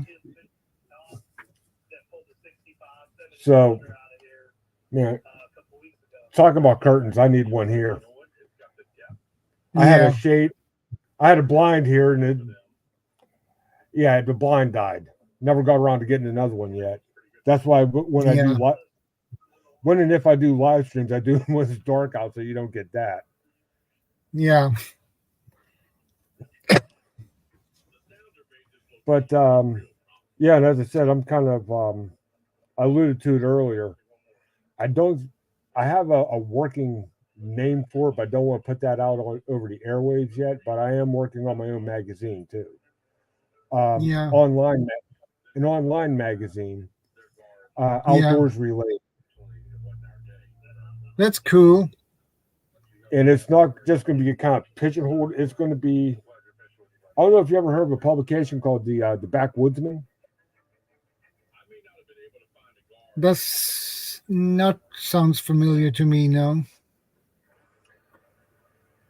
Okay, the Backwoodsman here is in the States. I do know that they're international, but the international is kind of hit and miss on who sees it and who doesn't. But here in the States, you can go to most newsstands and get it, or bookstores that still sell magazines, and they kind of cover everything, historical stuff, but it's all kind of the quote unquote old ways to do things, and mine's going to be kind of a mixture of that along with some new ways. A little bit of everything. Let's put it that way. It's going to be kind of like an outdoor variety magazine of sorts. Yeah. But my idea is I'm writing the whole thing myself right now so I can get it off the ground. And once I get it off the ground, can get it standing on its own, then I may start asking people if they want to make contributions to, like write an article, maybe have a column, what have you. But since it's an unproven commodity, I have to get it proven first, if that makes any sense. Yeah.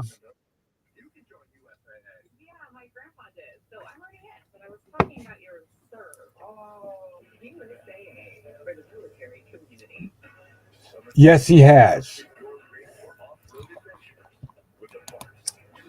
Uncle Al is actually very familiar with the Backwoodsman. He's probably been reading it longer than I have, and I've been reading it now for about 7-8 years. So, yeah.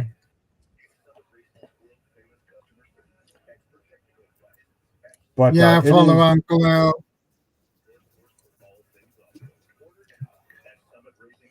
Backwoods Home is a newer publication, but is fairly close to that because that kind of goes back to basics.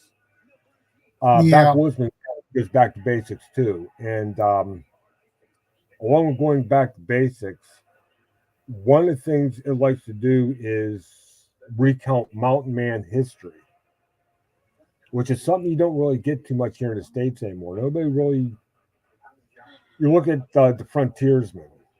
You got your big like Daniel Boone, all Revolutionary War guys. Backwoodsman kind of goes into the trappers. Some of these people have the journals from the trappers. We're going to get back into the whole journaling thing. Yeah. And the trials and tribulations that these guys went through. Whether it's a good year, whether it's a bad year, how they made their sets, their trap sets, what they traded, what they carried with them, because their journals were very intricate. Yeah. By reading the journals, they knew where they were historically.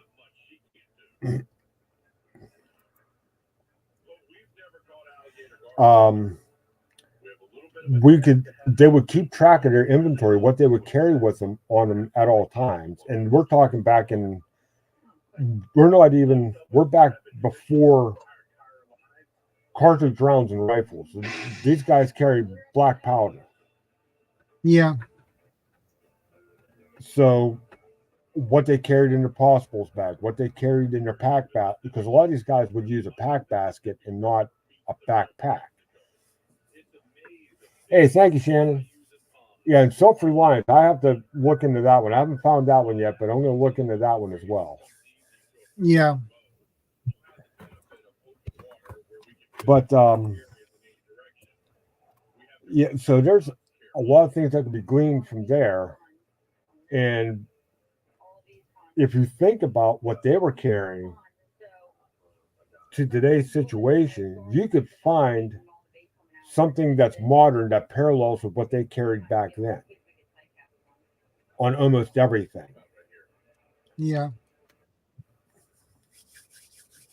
Hope I'm not driving you too crazy yet.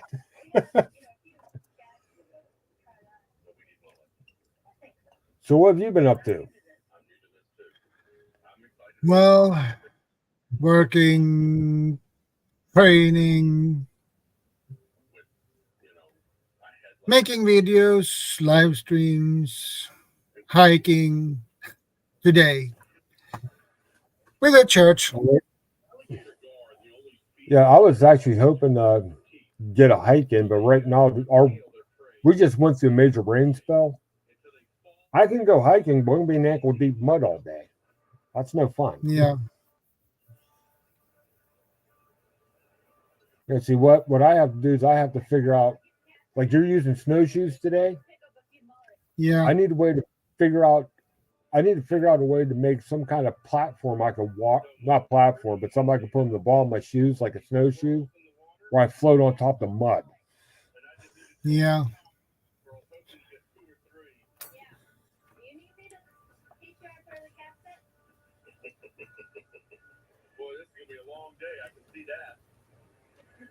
Yes, I see Oops brought up fur fishing game. My dad still reads that, and there's some good information there, especially for some things like ginseng. One thing you can get from Fur Fishing Game magazine here in the States is the trade value. There's some people that do harvest ginseng, and they'll give you the value of that ginseng by the pound. Dried pound, not wet pound, dried pound. Yeah. Oh, there you go, Oops.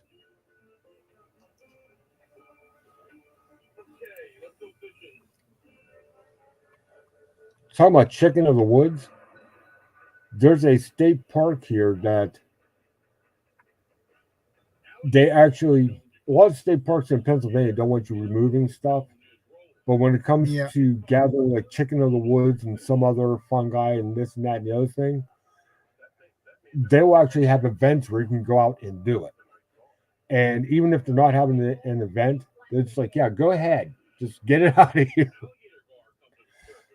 That's good. So, hey, yeah, if they're giving it away for free, hey, grab it up. Yeah, if you can do it for free, that's good. Now, what area are you from, Oops? I'm keeping an eye on the chat here too. So yeah, because we have ginseng here.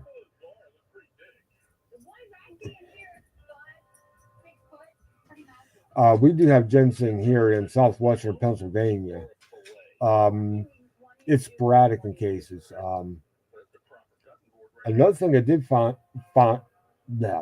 out is that there's a invasive plant that came into Pennsylvania, which is quote unquote rare everywhere else. Okay. You're in Midwest Tennessee.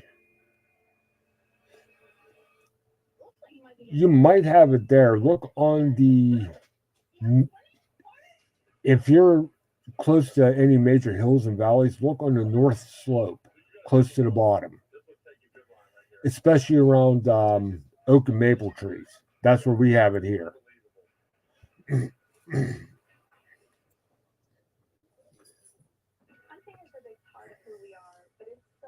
See you, Ray.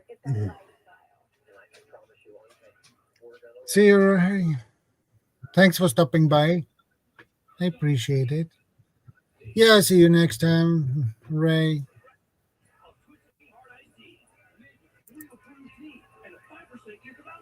But where was I at? Yeah, hold on. Now where was I at? But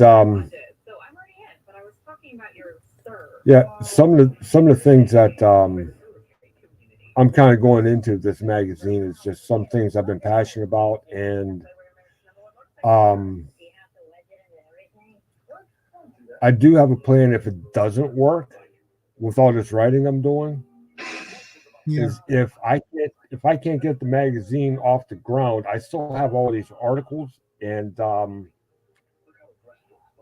the Foxfire books, which I have the full collection of Foxfire books now.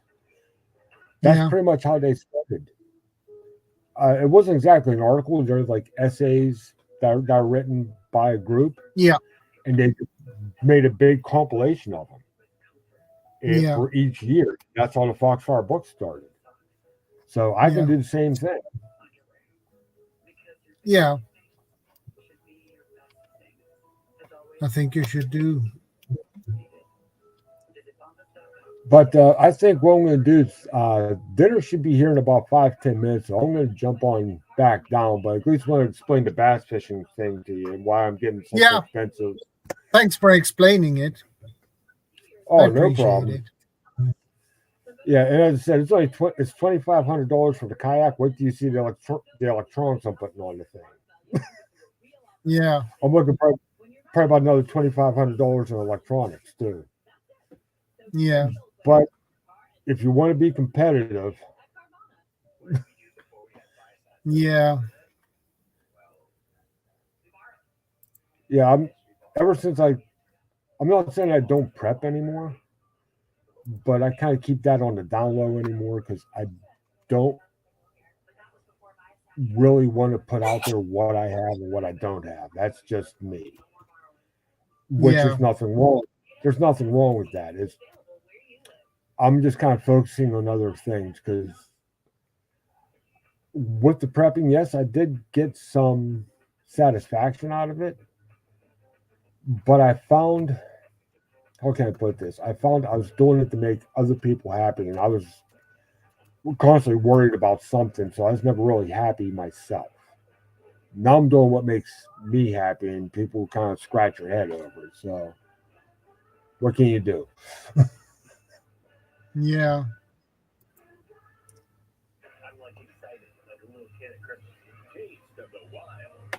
Yes, exactly what Tammy said. Exactly what Tammy said.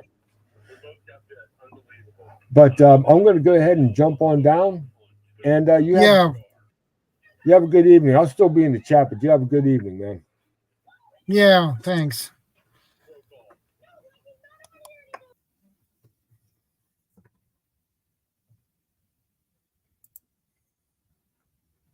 Just frying butter mostly, but teriyaki and other ways too.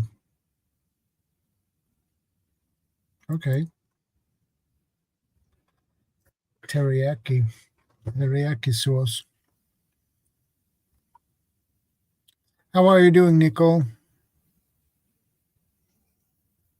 I hope everything is okay with you.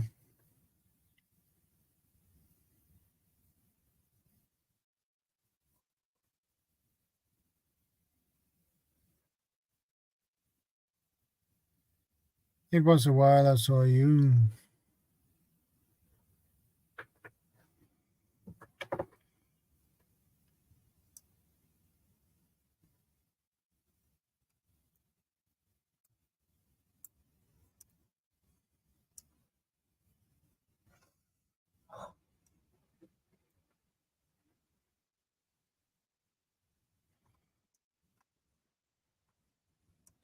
I need to check up those Foxfire books.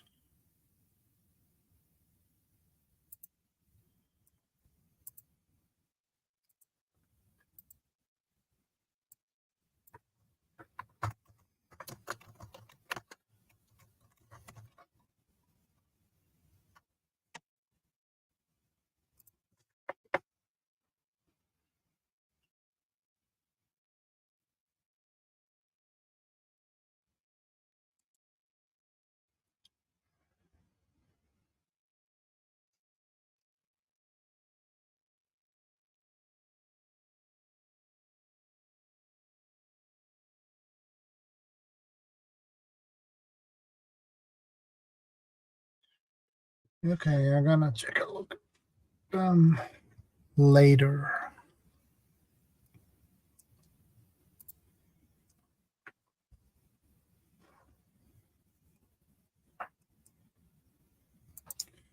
Those the Foxfire books looks really nice actually.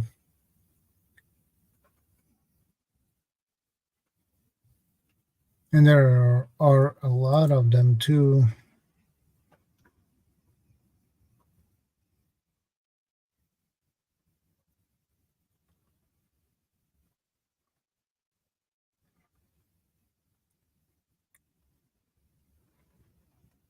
And most of them are numbered, which is nice.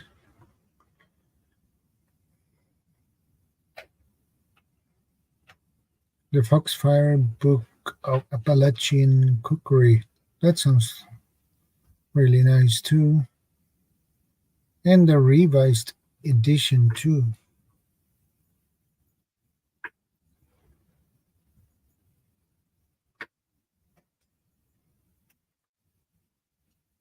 Foxfire's Wood Stove Cookery.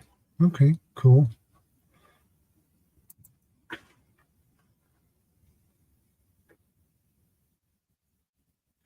Okay, Diggs, I'm gonna check that.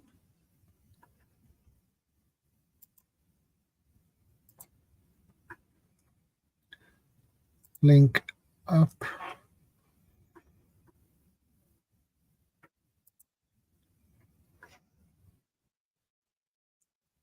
Ah, that looks like a really nice canoe kayak, actually.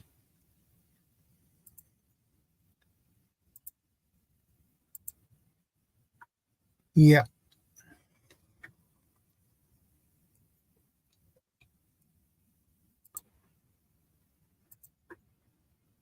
Really nice.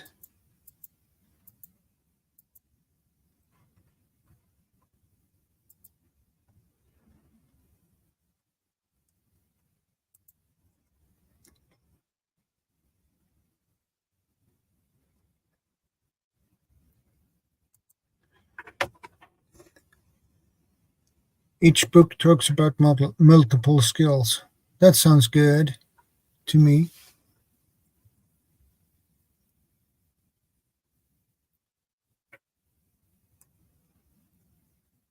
Those books seems to be very useful. I like books that are useful. Hey, Howie. Good to see you.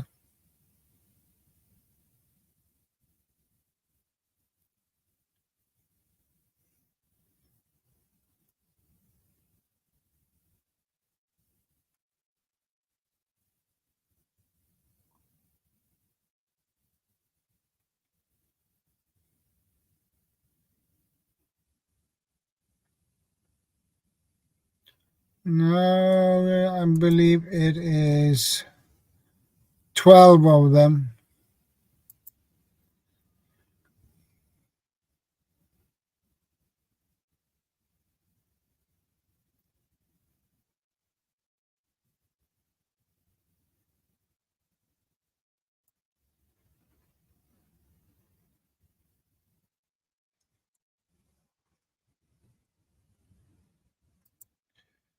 I opted for the 10.5 foot for the maneuverability. I'm sacrificing a little bit of stability over the 12 or 14 foot kayaks, though. Yeah, I agree.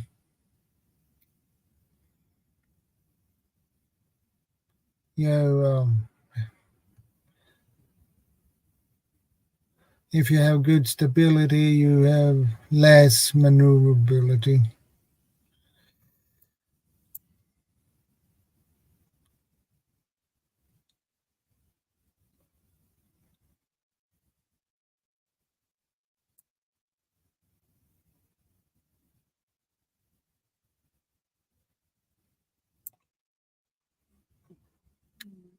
But the canoe looks really nice.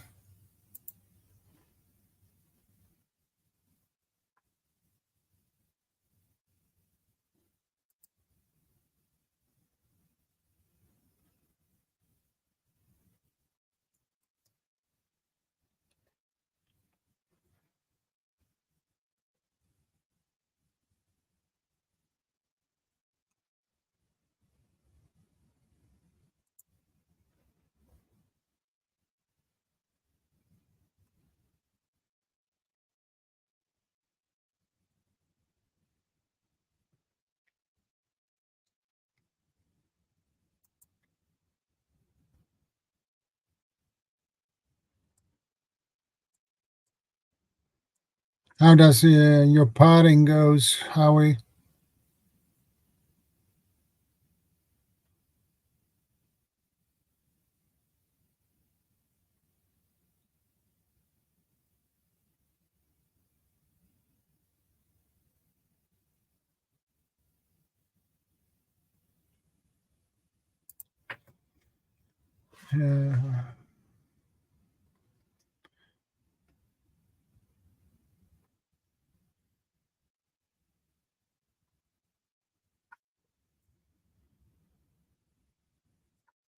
They are like all the kayaks like them. They do have some drawbacks too, but the positives far outweigh the negatives. Yeah.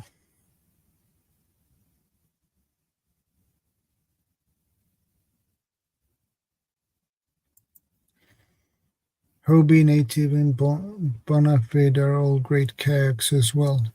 Good to know.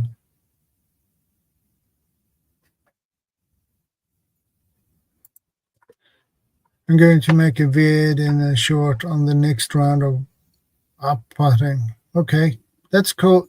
That's cool, Howie.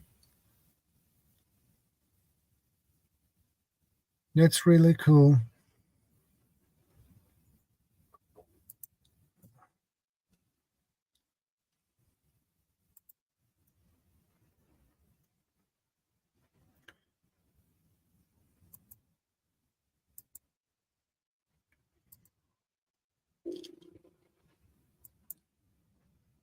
Bookmark that.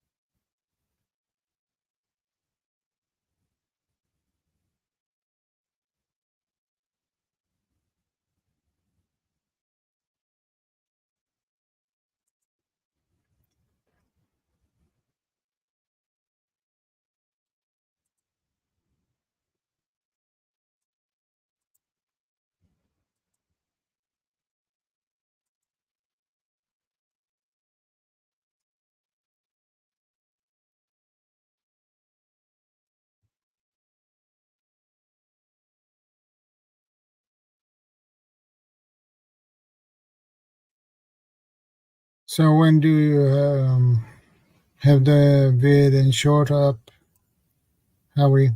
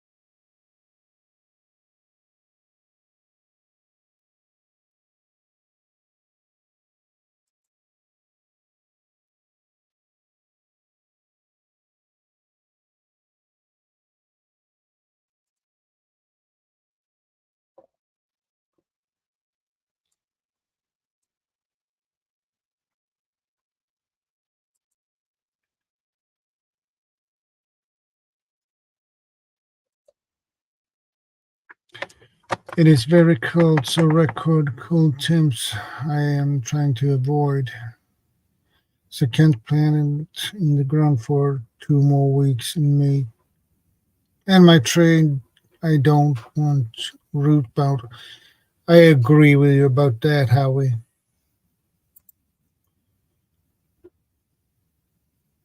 It's better to wait.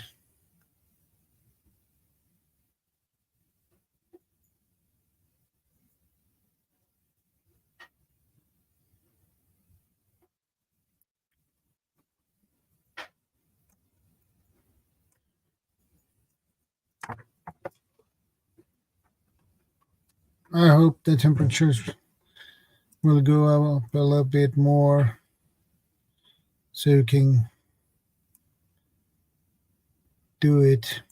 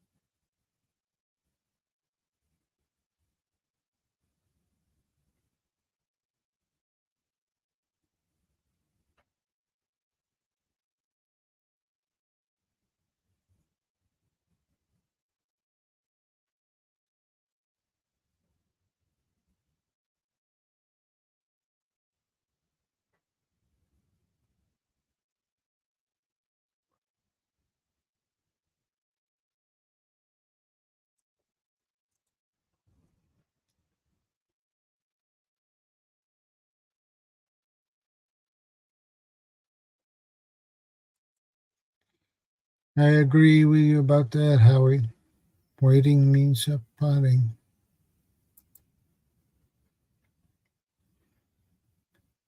And dinner is here. I'm gonna let this run. If you're still here when I get back, see you all then. If not, catch you next time around. Yeah.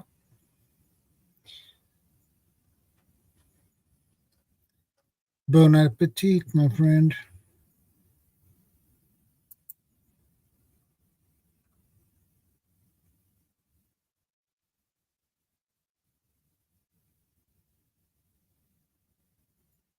I have pots full and can't wait to get them all in the ground.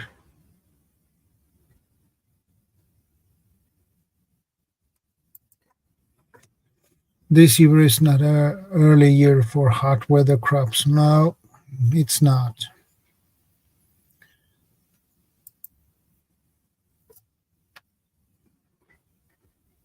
It is definitely not.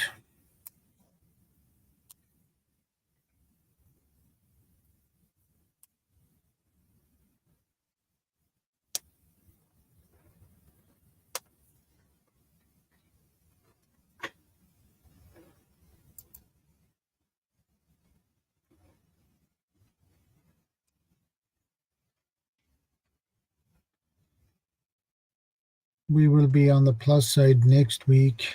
So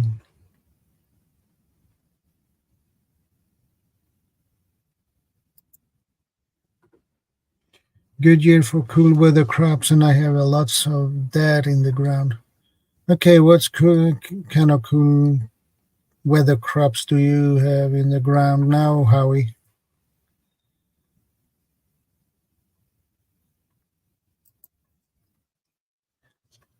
Yeah, I got a few weeks left before ground plant, it seems. Okay.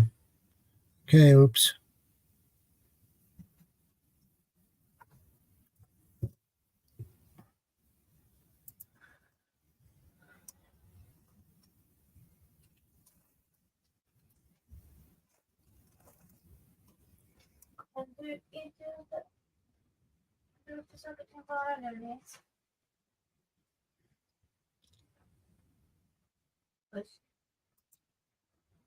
I got peas and snow peas up to my eyeballs.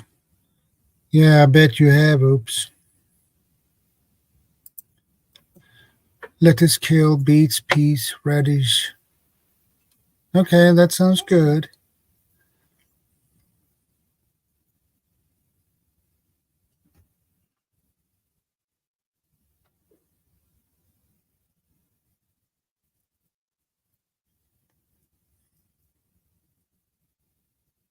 That sounds really good, Howie.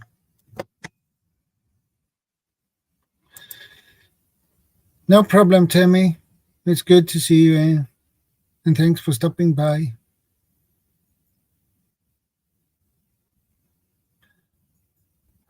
No problem. Keep an eye on the kiddos. That doesn't hurt.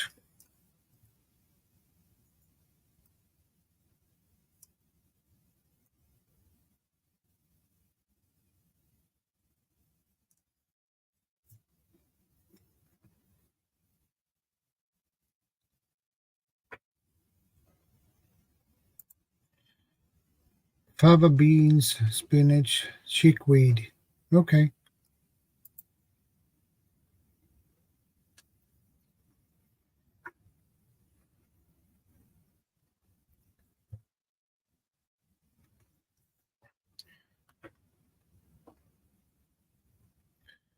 Well, guys, I think I'm going to wrap things up now, guys.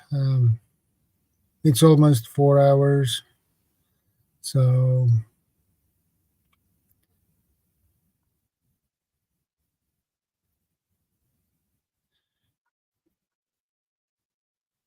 mid-May I will direct so cuke, smell, lung squash, all kinds. Okay, that sounds good, Howie.